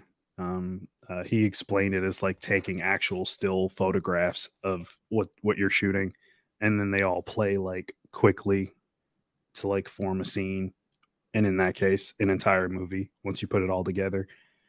Um, I wouldn't say production design has necessarily gotten worse or anything. It's just a different Mm, era of talent.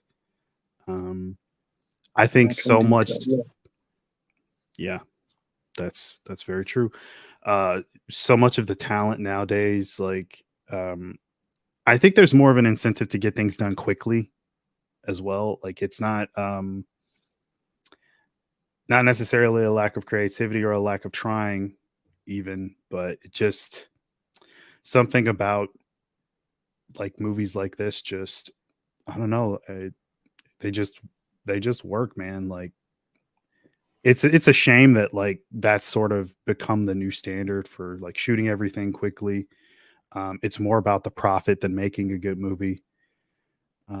Of course, you want anything that you do spend money on to be successful, but um, oh, this is a great shot coming up here with Bert and the rifle. But yeah, it's a bygone era. That's what I always say. That's the best way that I And, can explain it anyway. and thank you, Caleb, for the super chat. I really appreciate it, man. I don't know about that. You don't. I don't think you ever needed a sequel. I liked the Joker movie.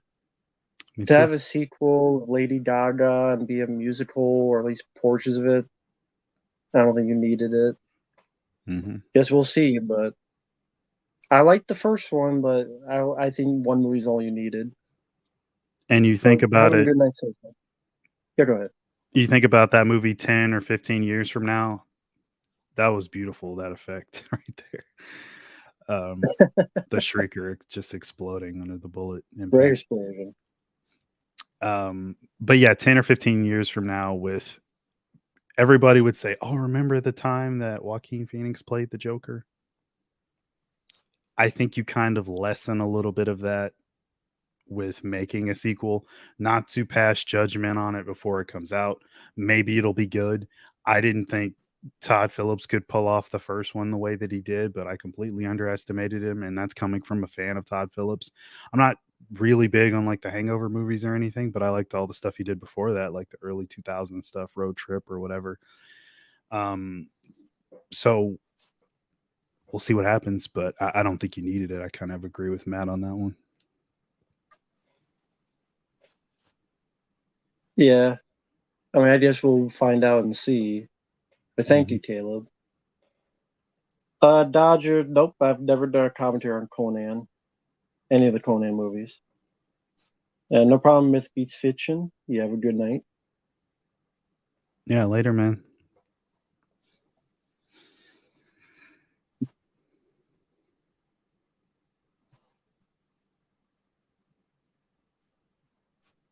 That's true. I'm one of the only people that prefers Conan the Destroyer more. I like Conan the Barbarian. I actually like the Destroyer more.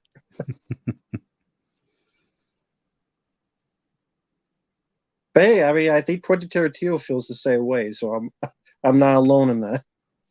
Well, actually, no, I don't think he I know he likes it. I don't know if I don't think he said he prefers it, but I think he said he liked it.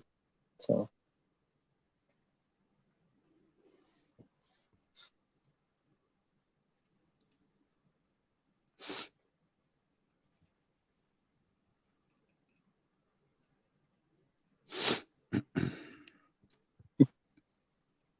That's right, Brad. That was good. I enjoyed that too. War Dogs is a solid flick. Oh yeah, I forgot he did that. Yeah, I didn't mind that. Oh, that's cool, Dodger.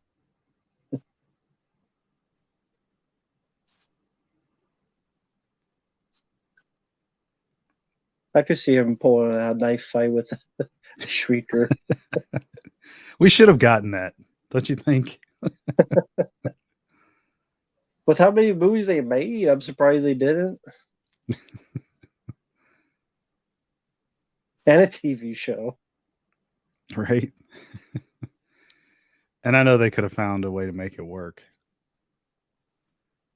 Yeah.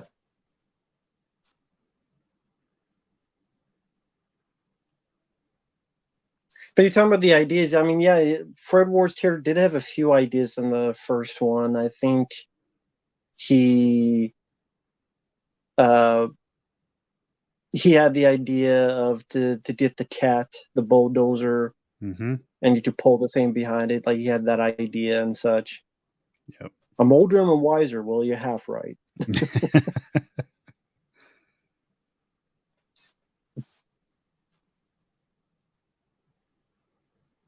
It just, I mean,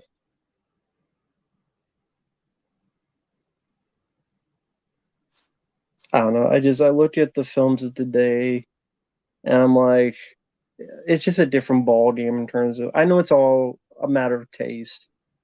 That's just everything's a matter of taste, but it's just, Mm-hmm.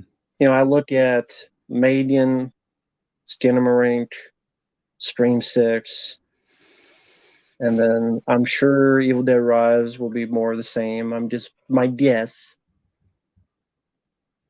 Oh, you're right. I just a lot of people love them. A lot of people champion them. They're successful. Mm-hmm. I mean, Tremors wasn't really that successful when it came out. Like you mentioned, uh, it came out January 1990. It really didn't do anything. And then years later, because of VHS sales, they're like, okay, we'll do another one. Because the Mm-hmm. VHS sales were pretty good. But then, you have like good films or bomb. And then you have these films, in my opinion, like Stream 6 to me didn't deserve the box office. Evil Dead Right. Rise made over 60 million in the US, over Mm-hmm. 100. I mean, it made more money than the Shazam movie sequel. Yeah. More money than the sequel. But hey, I think fucking some of enjoy. it's the new generation. I know you say it's like more subjective than anything, but Yeah, I think it's a lot more of the younger generation seems to like all the stuff that comes out. They champion everything, whether it be yeah, I Scream hate Six everything that or comes from. yeah, whether it be Scream Six or like Evil Dead Rise. It's ridiculous. Like for example, a friend of a friend was suggesting Evil Dead Rise, and I'm like, so you loved it, you thought it was great. This is before I had seen the film. Yeah, And she says, "It was amazing. Oh, there's this and there's that." And I'm like, "Hmm. Have you seen the original Evil Dead movie?" "No." "Have you seen Evil Dead 2?" "No." "Anything, the show or no?" So I'm like, "Well, what are you basing this off of? Like your opinion here?" Like, it's just this great movie. Like, you don't know that like all that stuff's been done already and to a better degree and extent, and you're just buying into something that's carbon copy. So it just made me laugh. I just thought I'd mention that. and yes, Lucas, I did see the Mate 2 trailer. I have no interest. Yeah.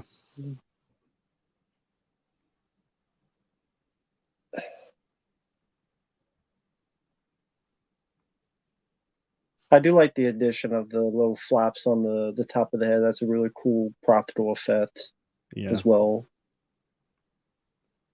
And like the little tongues too. Yeah.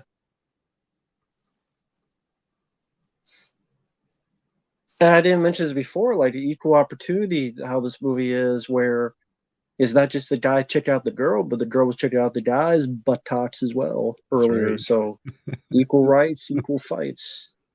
There you go. Because Oh, when people said, yeah, go ahead. and then she turns out to be the lady in the poster on his wall. Miss October 1974, I think. Yeah. How convenient is that?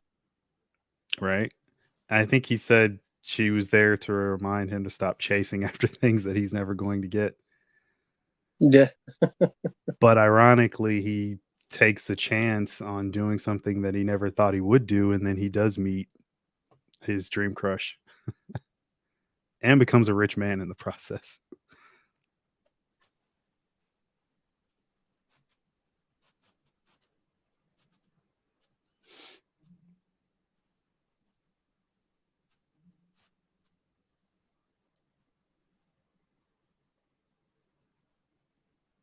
No, I didn't see Guardians of the Galaxy 3. No, I didn't see any of that stuff. Kind of past the MCU stuff. Like, this is more my kind of movie. This is more my kind of film. Like, these are the films I grew up with. These are films I'm more interested in. That would like to see make a comeback, but they won't. And then this was direct to video, and it had this type of quality. Yeah.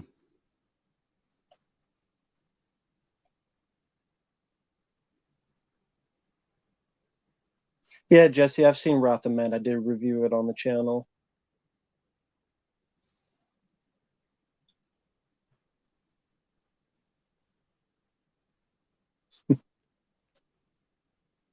Who'd have known the dad from Family Ties would have a different career in this state? Michael Gross. Was it Family Oh, Ties he was on? yeah, it was.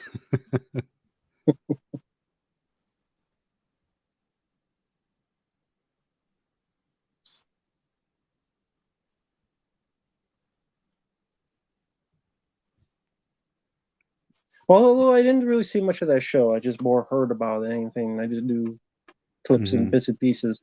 So I always remember Michael Gross from this movie or the first Tremors movie. Same here. Stephen T. This is one of my favorite underrated movies. Love Fred Ward in this. Very cool. Nice. Yeah, it's definitely a lot of people seem to find this underrated and fun, which is cool to see. Hmm.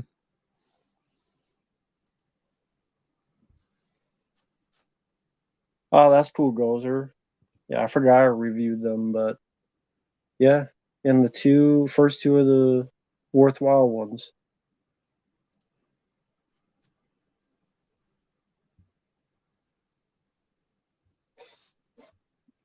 Well, I mean, as Mark said, they'll probably reboot it someday. Not that I look Oh forward yeah, to it. definitely.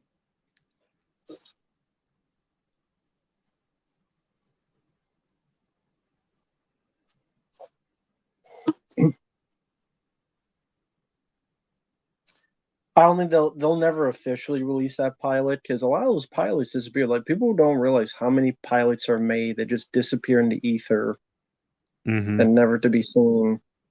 It's you countless upon countless. Yeah. You just hear about them.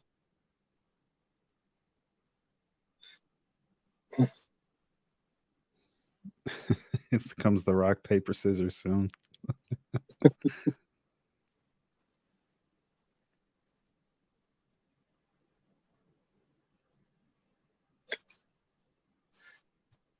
It's that a touch of? I was laugh at the way for whereas I look. The light bulb He comes looks a on. little bit with the hair and stuff. He kind of looks a little bit like Shemp from the Three Stooges Yeah. in that moment.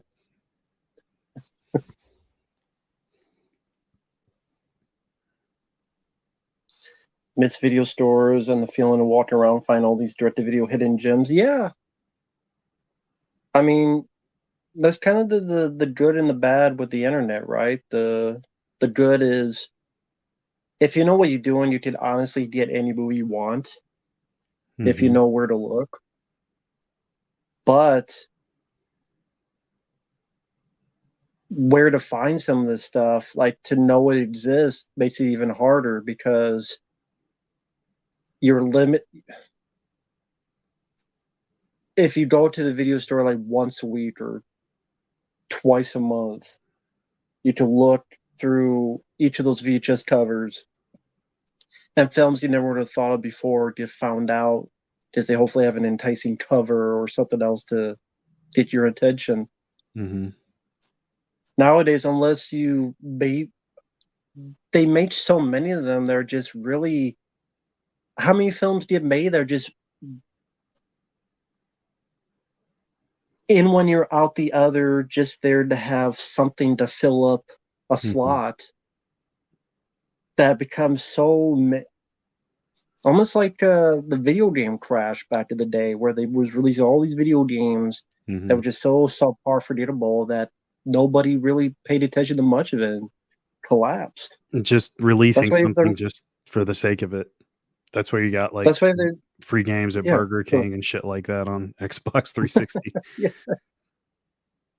And if they keep that up, I mean there could be a collapse of streaming.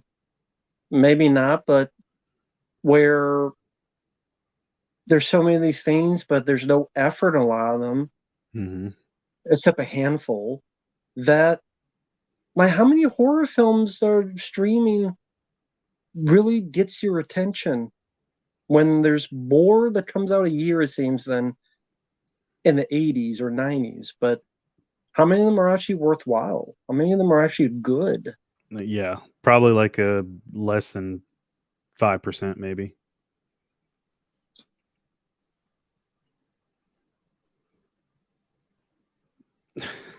That rock rips through Hey, paper. and hi, Neil Punk. Hope you're doing well.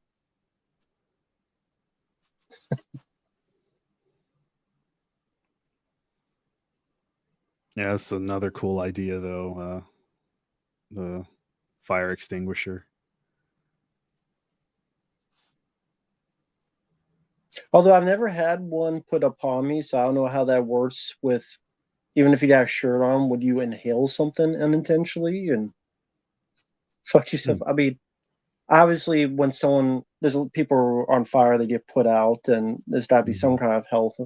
But I just don't know immediately what happens after you get hit with out of it. If anyone in the chat's ever been hit with a fire extinguisher, is there any points that you're coughing or anything in between, like or something else to that effect? I guess it would almost be like Maybe, maybe not. I'm not sure about the compounds of like dry ice. Maybe like an aerosolized version of dry ice. But I don't Hmm. think you could use like dry ice to actually put anything out. But again, Hmm. depending on the form of it, maybe. I'm not sure.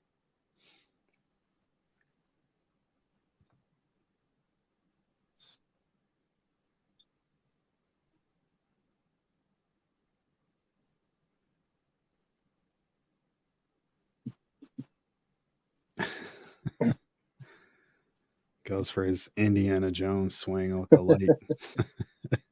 Yeah.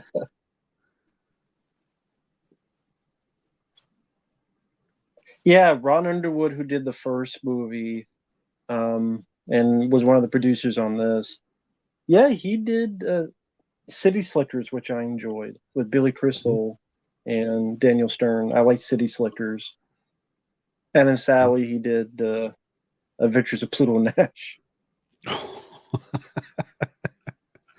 and he directed other films afterward, but it was never the same. No, not at all. I mean, Pluto Nash will tend to do that to you. Yeah, there was one I mentioned earlier was Heart and Souls. I always like that one. And Mighty Joe Young, I didn't mind with Bill Paxton. He did that. Hmm. Yep. But yeah, to Pluto Nash, it was kind of, Santa Baby, Santa Baby 2, those kind of movies.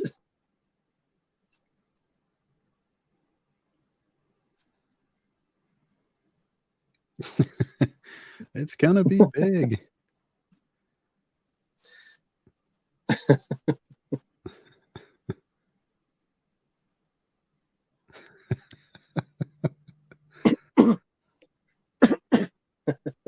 Is it gonna be today? Nice.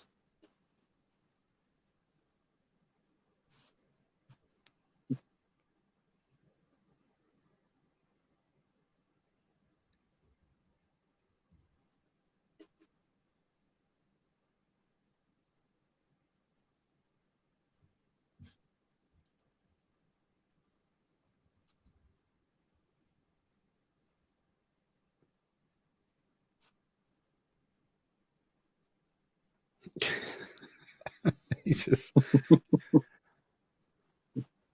like Grady's like under all the rubble.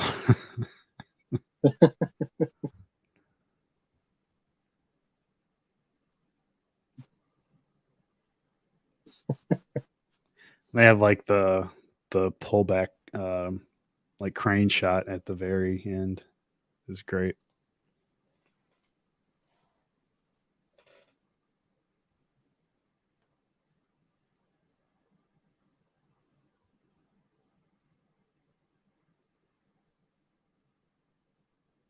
And make sure we shoot over here. We can't show as much of the other stuff because we don't have as much of it, but we'll shoot a little bit of it. It's a Hmm. lot cheaper to shoot this way. Yeah. Thank you, Carter Detention. Love this movie just as much as the first best straight to video sequel of all time. Yeah, I mean, Hmm. I would say so. I can't think of another one that is better straight to video, especially straight to video horror or monster, however you want to put it, Hmm. sci-fi. And there's been a lot, and a lot of them are bad. Yeah, most of them are. So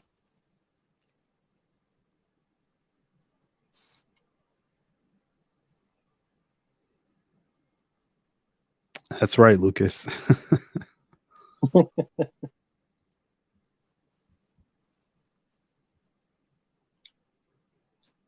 well, I did, but if it had Kevin Bacon, which they think of as a star, it would have been released theatrically. But they felt the first film was not a hit unless it was on VHS. So they figure if VHS is where the money is, let's save the money for putting in theaters and just put it direct to video. And save on marketing and get much more money out of it, which Hmm. obviously they did because they did Tremors 3 and 4 and 5 and so forth. So, Yeah.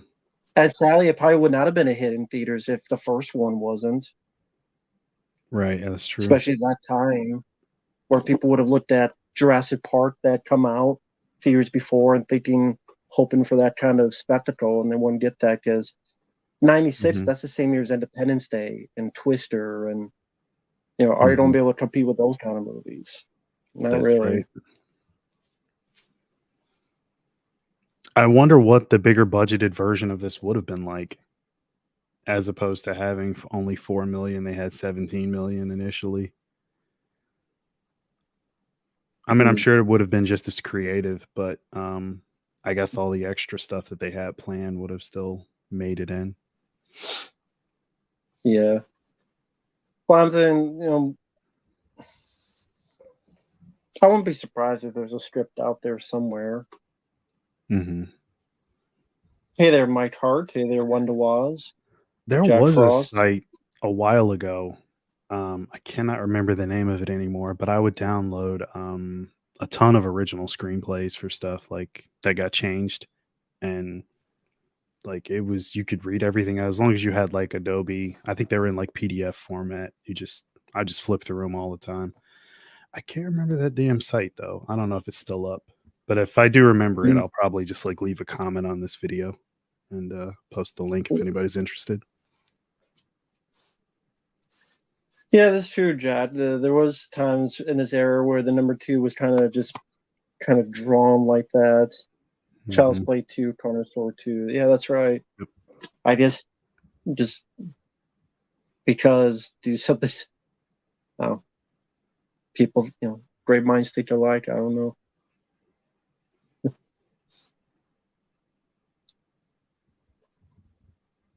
And speaking of twos, I saw recently you did the Under Siege commentary. Yeah, that was a request. Yeah. What's your opinion on the second film? That was one I grew I up like with. it. Okay. Yeah, I like it. I don't think it's as good as the first one, but I do like it. I have fun with the film. It's Hmm. kind of one of the last points of Seagal before he really went belly up and literally and figuratively into the Yep. direct-to-video market. Hmm. But yeah, I like to.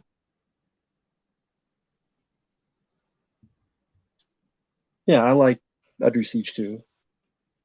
Okay.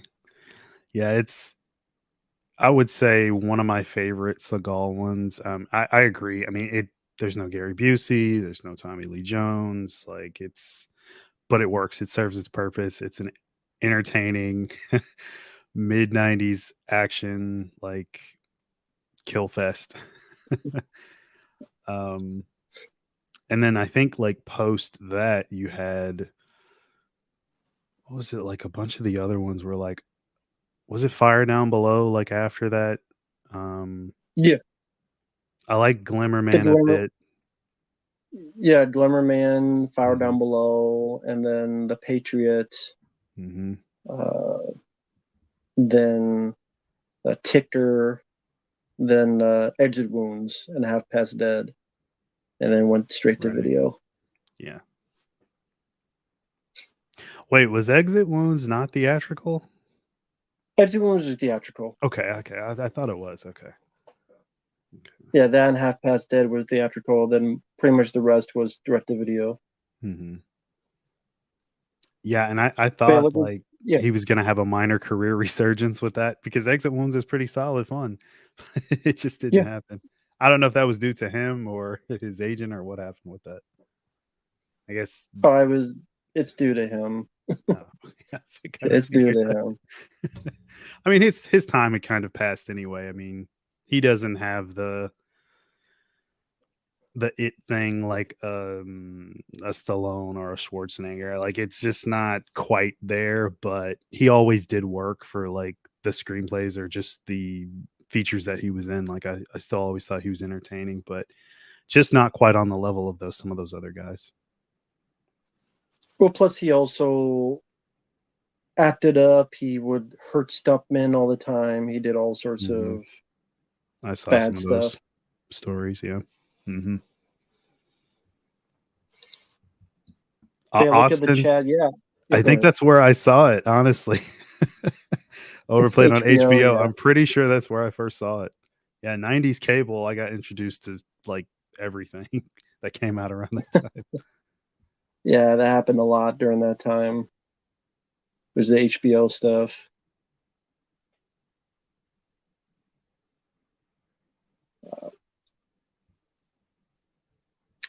But yeah, that was one of those things where actually, before I do that, thank you, Bronson. I appreciate it.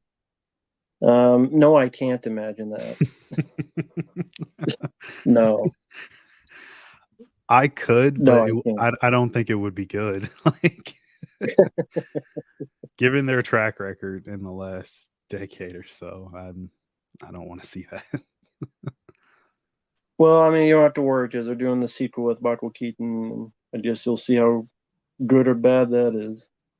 I saw a set photo today, actually. I mean, it Yeah. looked like no time had passed with Winona Ryder. Um, she slipped right back into the same wardrobe, same hairstyle. And Hmm. she still looks pretty good, I think. So, but again, that's just one character. Is everything else going to work? Is the question. I didn't know they were shooting already. I thought it was going to be a little further out in the year, but I guess they want to get that done. Got to get it out so I can get that Yeah. money. Uh, Siebes, not yet. Expendables 4, I don't care. Do I prefer Earl Bass's look in Tremors 1 or 2? Probably Tremors 1 because he looks like Stephen Mott from Graveyard Shift, but the good Yeah. version, the good Yeah. guy version. Uh,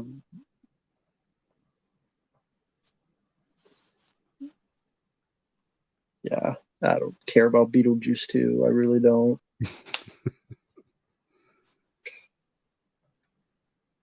So yeah, that's Tremors 2. Fun revisiting that again. That was very entertaining. Still Mhm. holds up as a sequel. Still worthwhile. And I'll be up for a little bit longer.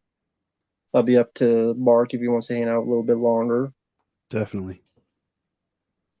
Okay, so uh,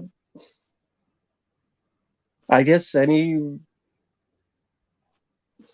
whatever happens, happen. I don't know. I guess it's up to the chat or whatever. So unless you have any thoughts on Tremors 2, any final thoughts? Um, I love it. But I think we already knew that. Um, I think it had a great final shot. As I said earlier, it left the characters in a great place. I would have been totally fine with them ending it right there. Yeah, No need to go any further. no, I all the best lines in the movie really work and don't feel forced. It's all very creative. From the yeah, way they got away with all the effects, even the CG stuff. Um, it's just very solid sequel. And I never really thought about it until now how great of a sequel it is, at least for direct to video stuff, that it probably is in the top 5 of best all time, if not the best.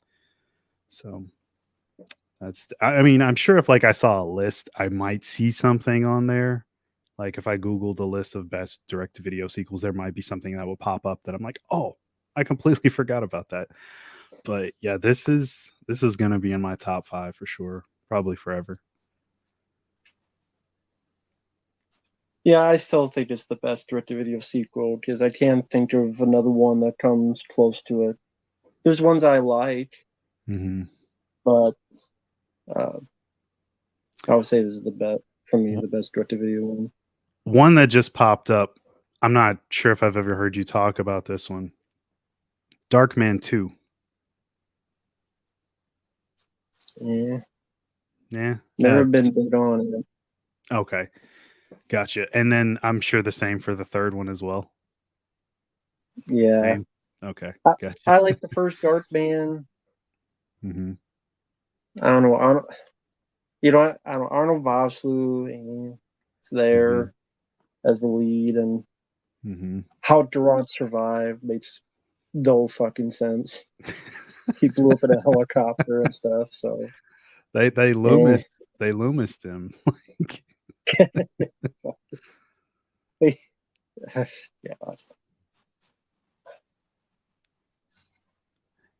yeah, those got played a lot on cable as well. I think that's where I first saw those. They were on constant like repeat.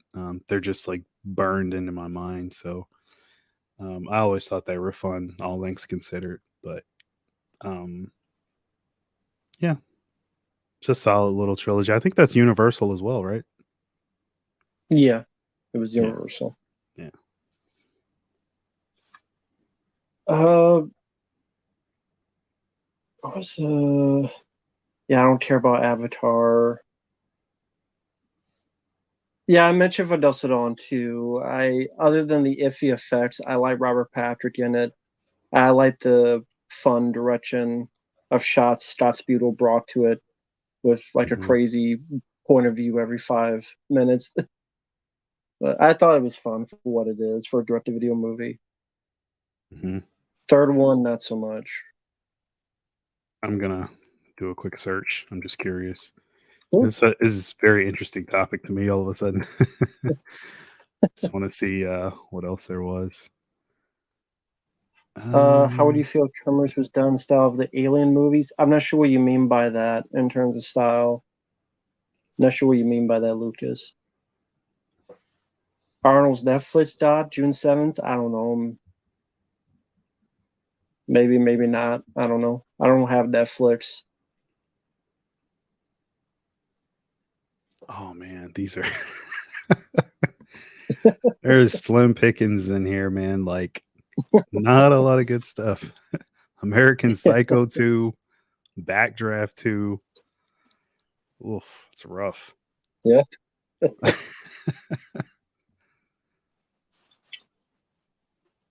Oh man.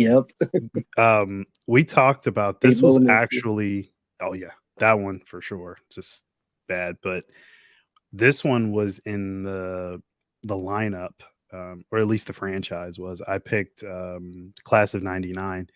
I'm sure you've seen Class of 1999 Part 2, right? Yeah, Yeah. I didn't care for that one. Sasha Okay. Mitchell. How long has it been since you've seen it? I'm just curious. I remember that he was supposed to be a robot, but then he's not a robot. He's just like a crazy guy who thought he was a robot or something. I don't know what the Yeah. fuck. But he could do all this stuff. I thought it was like Mhm. such a lame twist. Mhm. And I don't remember the action being, especially compared with Class of 99. I don't remember the action being nearly up to par and No. the characters not really being anything It's memorable. it's so much more of a comedy like action film, but in an unintentional way because like I remember like at the beginning, I think he killed like a bunch of students in a car with a grenade or something, or he attempted to Yeah, kill he them. did do that. Yeah. I was like, what the fuck? Like that's so at least they tried to keep it in the realm of reason with the second movie, but yeah, that third one is just all over the place. And thank you, Bronson. Uh, yeah, I mean Johnny Depp played that role well. Michael Keaton played Beetlejuice role. Some people just fit for the right role. Hmm. Not every character can, not every actor can play any type.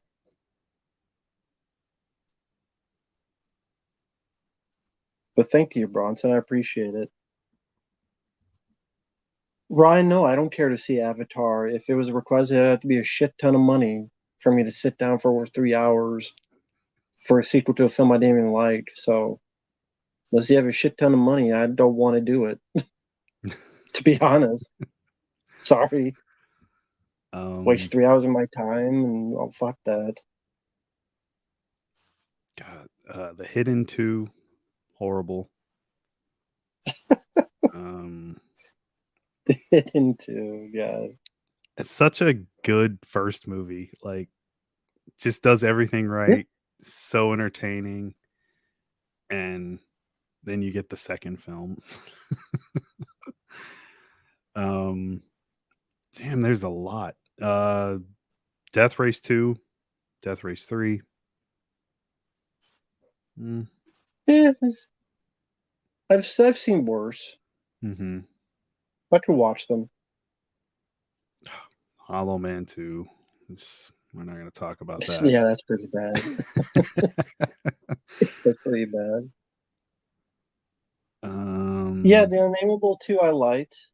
Not as good as the first, mm-hmm. but I liked that most of the cast returned. Although it definitely didn't have the gore, it didn't have the atmosphere of the first. But I did like it because I liked the characters, the two leads. Yeah. Good pull, man. I didn't think about that one. Which one? Oh, Unnameable. Oh yeah, yeah. Oh, that's cool, Lucas. Oh, I don't even think I saw that. House of the Dead 2. Whoever requested that one. I think I have seen it, but I don't remember much about it. I know somehow Ellie Cornell comes back, even though she was torn apart in the first. Mm-hmm. But no, I think like her legs are gone, so she's in like a wheelchair. Awful. Watchers 2. I guess Watchers 2 is direct to video. Yeah, I guess so. Mm-hmm. And I'm a personal fan of that one, so yeah, I guess that would be up there for me, personally. I guess I never really thought of. Yeah, I guess that is direct to video. Yeah, so yeah, I love Watchers 2. That's a personal favorite of me. The Hitcher 2, I've been waiting. Oh my god. These are great.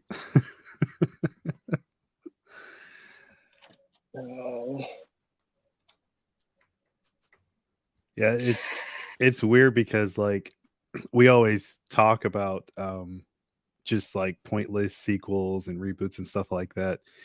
So this whole thing with Tremors 2, just for everybody watching, it just came about because of those kinds of conversations. I was thinking of good sequels.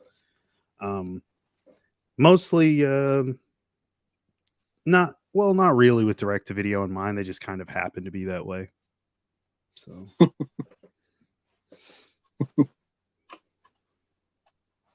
but yeah, I just thought it was a cool topic.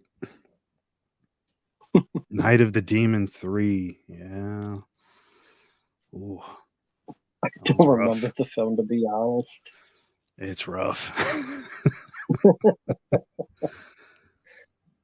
It sounds, yeah, it sounds about right. Waxwork 2. Oh yeah, I love Waxwork 2, Lost in Time. Mm-hmm. So yeah, that'd be on my list.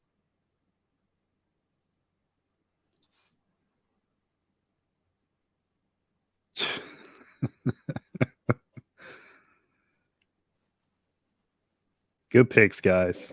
I like it.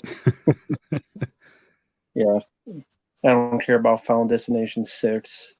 Really don't. No. Oh, thanks, Lucas. And yeah, Appreciate that, man. Oh, just Lucas's comment.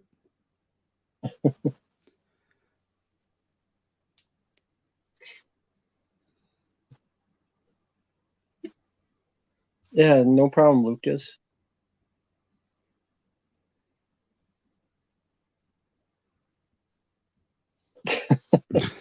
How that we did last summer, yeah. Mm-hmm. The Hostel Jesus 3. Christ. Yeah. Hostel 3, Cruel Intentions 2, Wild Things 2, The Cell 2.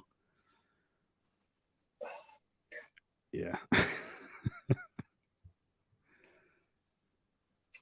Jesus. Yeah.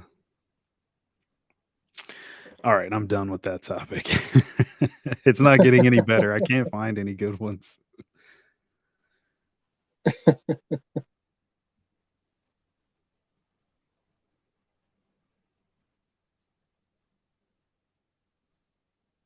Is it a Christine too? No way. I mean, Maybe there's rumors of making one, but it's mhm. probably how much stock there is in that, I don't know. Yeah, the Cell 2 is pretty damn bad, yeah.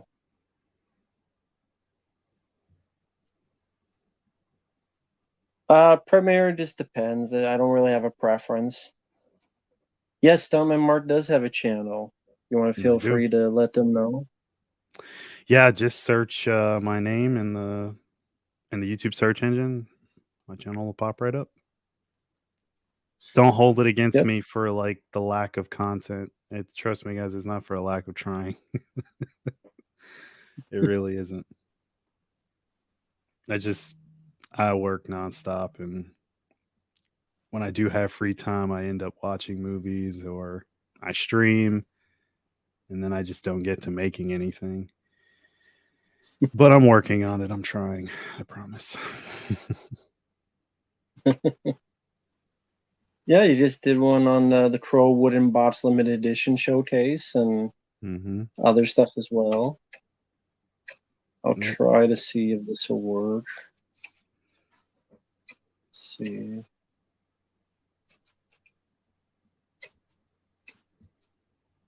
Since YouTube sometimes don't like links, but hopefully that will work. See if it pops up in the chat. Yeah, there you go. Ah, thanks. No, no problem.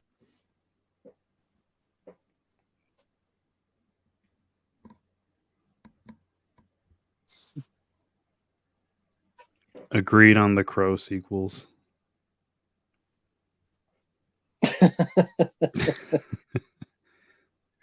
Yeah, they ain't much worth anything to get into. Well, I mean, yeah, you only need one Crow film. Sometimes you only need one or two films. It's all. Sometimes it is with these movies and stuff. You don't need. Sometimes you don't need so many damn franchises. Don't need to keep going. You know why it keeps going because of money, but that doesn't mean sometimes it ain't about the mortgage. Sometimes you have to look at some other higher power. It's not just about getting the mortgage paid. It just Right. sometimes it's like, nah, just don't worry about the. It's like some of these. I like some of these Blu-ray companies. I'm like, you're releasing that fucking movie, really? You're releasing that fucking movie? Like, Curse of the Blue Lights. You're releasing that Vinegar Syndrome? What the fuck? They'll put out anything. I mean, they've got such a dedicated fan base for buying that stuff. Like it's they're going to sell stuff. I mean, and I'll give them their value of like what they the time and effort they put into it is astounding. I mean, making some of those really awful movies look that good, um, and your packaging and stuff, and Yeah, there's no disc issues or anything. So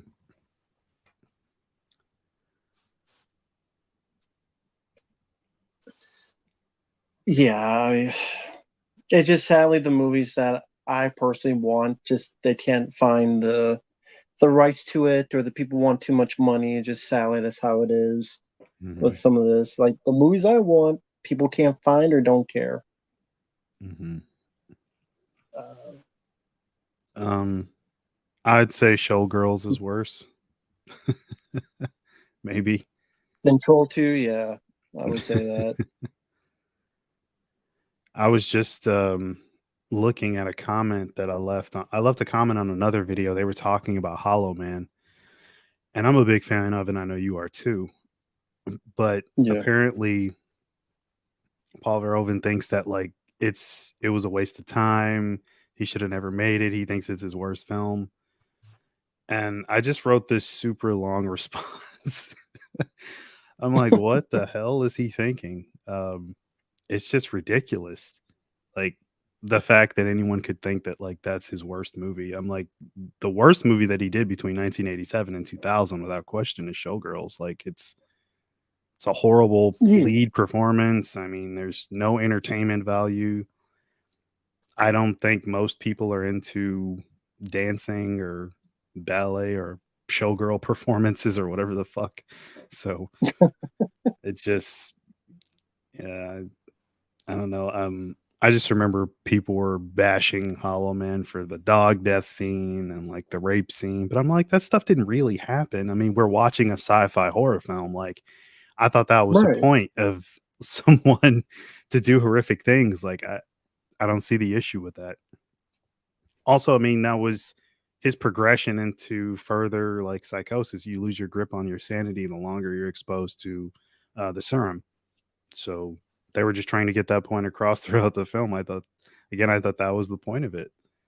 Start off small, killing an animal, moving up to like a rape of a woman, and then full blown murder by the end. He's completely lost his grip on his sanity. He has no conscience anymore. It's just anyone is in his way is a target. They're gonna die. So I just enjoy the movie. Like it's a fun time. I saw that one in the theater in 2000. I loved it. So it's always been a favorite. I don't get the hate for it though. No, I've always enjoyed Hollow Man. I would probably say that's the best Invisible Man movie, I wouldn't at least disagree. to me. Yeah, Hollow Man's great. It's a lot of fun. You have some good action sequences. You have a good cast. hmm Even Josh Brolin and Elizabeth Shue, and hmm let alone Kevin Bacon. It's like That's a right. slasher movie, which is entertaining hmm to see a slasher movie with the Paul Verhoeven budget. Right. It's cool. It's a cool movie. hmm Uh, a movie you don't like, but you like the plot. Hmm. Good I question. don't like the movie, but I like the plot of the film.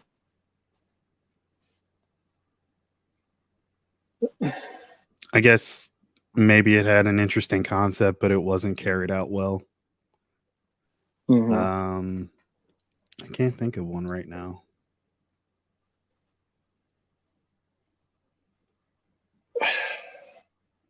Escape Plan. Arnold and Mm. Stallone in prison working together to escape, but I think that situation was a bunch of ass. Maybe they're just too far old. Arnold's takes forever for him to get in it. The dialogue is lame. The big line is bang or whatever the fuck line it was, or boom or bing hmm bang boom or whatever the fuck it was. I'm sure there's other choices, but that's one I'll say. What's your And favorite? no, I haven't. Yeah, go ahead. Oh, I was just gonna say, like, what's your favorite Arnold Return movie from his like whole political stint? Like post that, like, what's Uh, your? Do you have like a favorite one? like starting with what year? I Can't guess that remember would when have he did been. that. So like the I'll main probably one say that The Last Stand. okay. I'll hmm probably say The Last Stand is really the only one I liked because I didn't like any of his other ones after that. I really didn't. What about Except The Sabotage? Expendables. No, I don't like Sabotage. I I thought, remember Ayer talking about the yeah, go ahead. screenplay. They completely fucked him on that, which like that seems to be the story. He has a he has a hard time with that.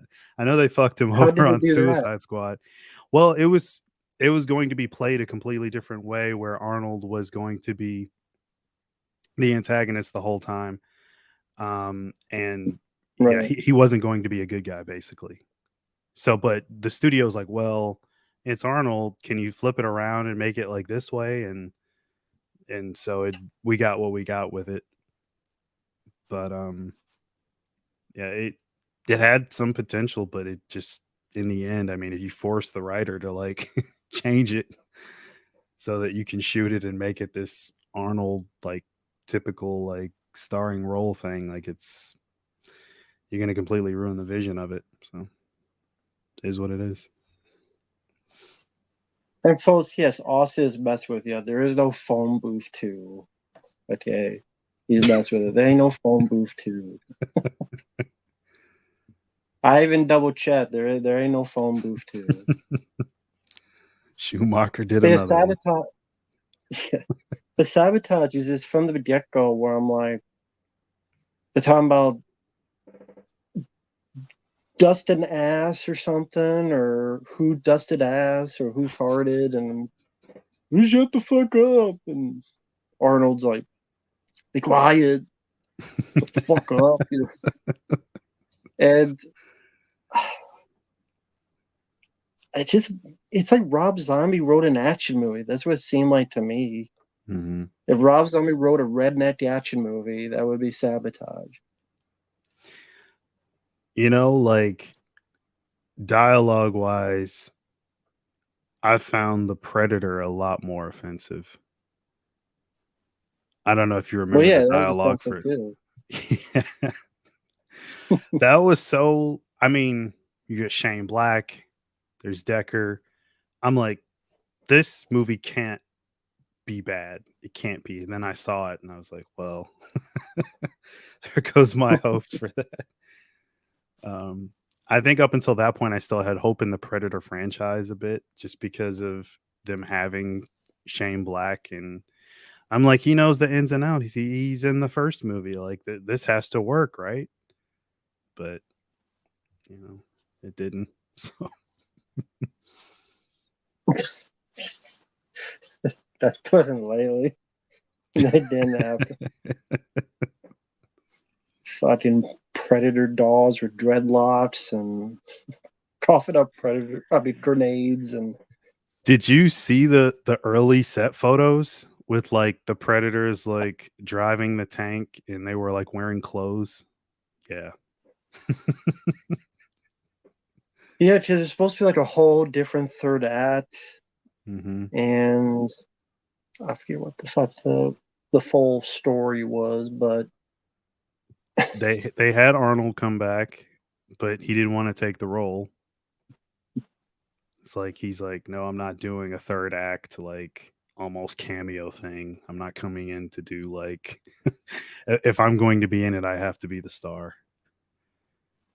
Which kind of came off like the Will Smith thing with Django Unchained. He's like, Quentin, I like the script, Quentin, but can you change it so that I'm the star and I kill DiCaprio at the end? It's like fucking like I'm giving you an opportunity to make a lot of money here, and you want to tell me to change my script?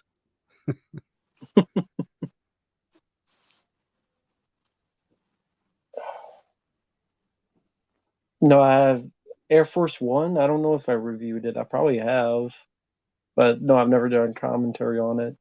You're asking that. The Daily Spawn. I don't think it's similar to Tremors. I don't really see the connection. Other than maybe like the worm-like creature that's at the center of the story, maybe that's about it. Maybe.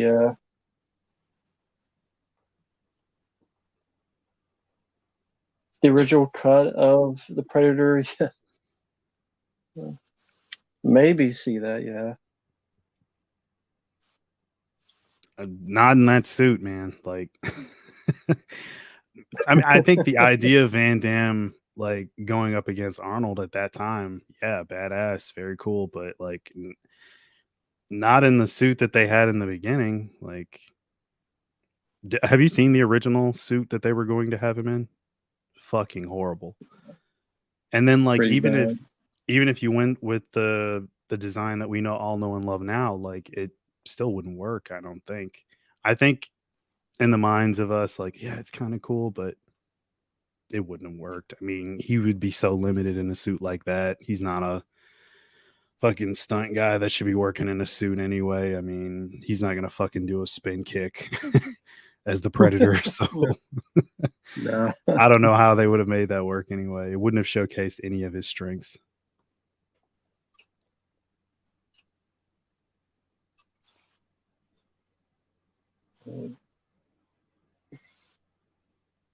Tom Cruise did a horror movie. It's called the Shitty Mummy Movie.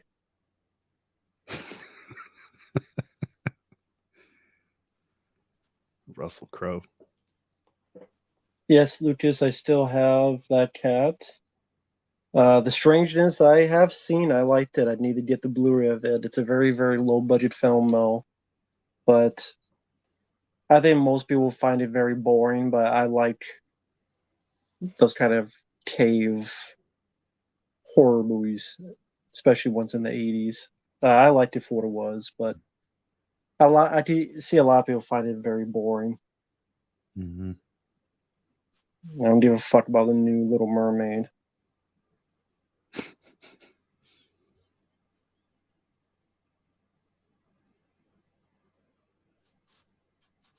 Well, the original Mummy films are part of the Universal horror lot, so they call it horror.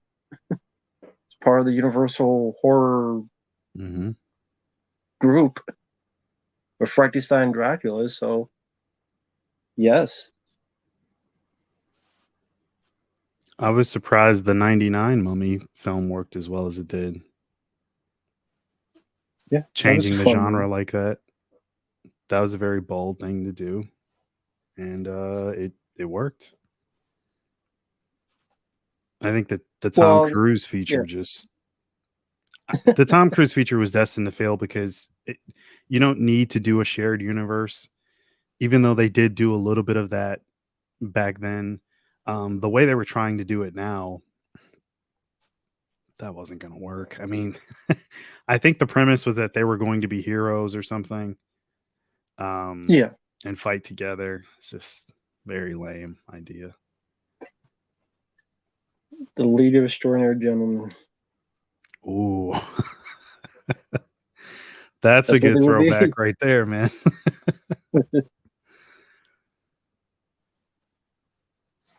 So, Jeff Frost, sure, I'd be open to reviewing, commenting on them if they're requests, sure. And Neopunk, like they weren't basing the Tom Cruise on the Brendan Fraser. They were basing on the 30s, the 40s mummy movies from back in the day, which were Universal horror. So only they failed badly at it. And I don't remember a thing about the 2010 Wolfman film.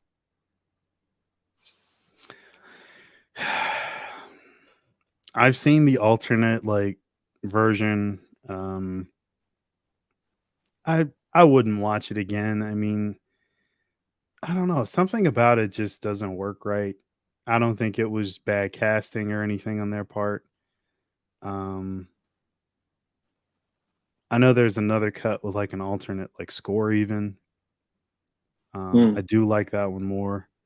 The score anyway. I don't know that it's not a film I would watch a lot. Like if at all, Yeah, honest. If I'm being brutally honest, yeah. kind of forgettable.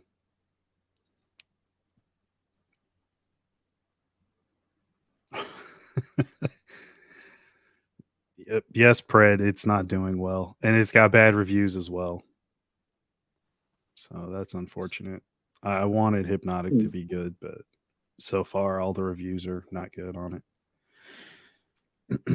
Well, the reviews loved Evil Dead Rise and Scream 6, so maybe it is a good movie.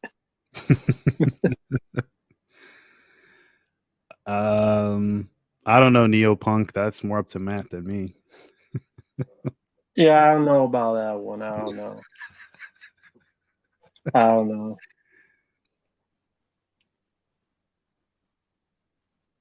Yeah, take care, Lucas Green.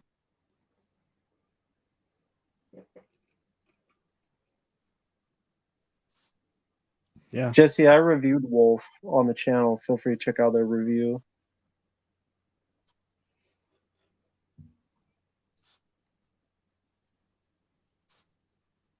Um, the you were talking about reviews a minute ago. The reviews for Indiana Jones are out.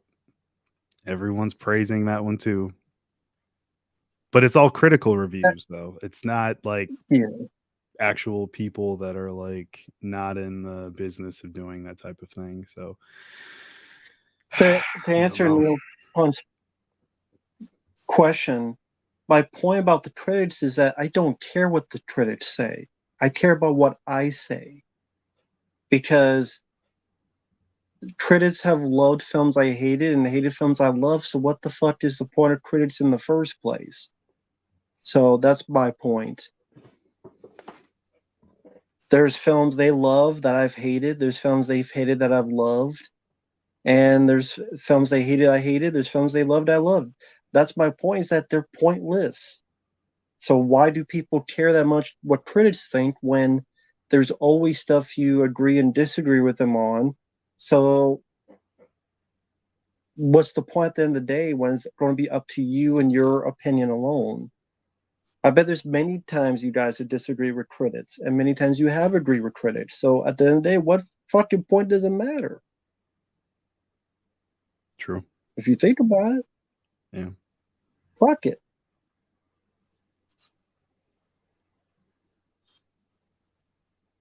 Fuck it.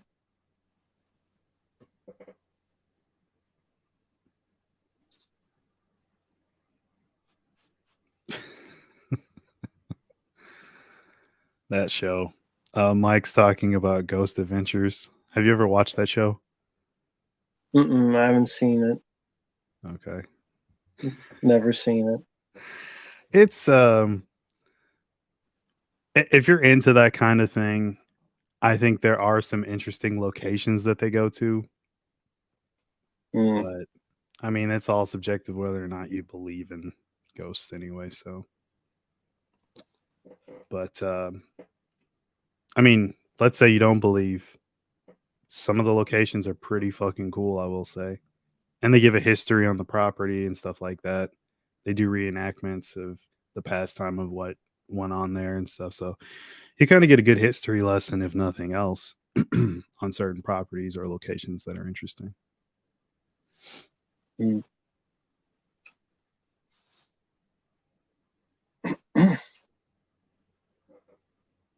I don't remember U2. I don't even remember the film.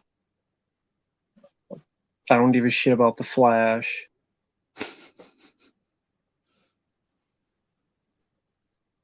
Don't even want to order shit. But to real quick, like, remind people tomorrow, Mm-hmm. 9 p.m. Central on this channel, me, Stuntman Marq here, and the guys from Dead Pit will be here around, again, 9 p.m. Central tomorrow, doing a watch along on the new Evil Dead Rise. Mark has seen it, so it'll be his second time. Uncle Bill has seen it, it'll be his second time. It'll Yep. be me and CT's first time. I have a feeling it'll be fun. I'm gonna fucking hate it. The fucking movie. I can't wait. So Like, I just, you and CK together, like, I might be a little bit more quiet on this watch. I'm just gonna soak it all in. I'll add my 2 cents here and there for sure, but like I can't wait to see what you guys have to say about it. uh we'll find them tomorrow. But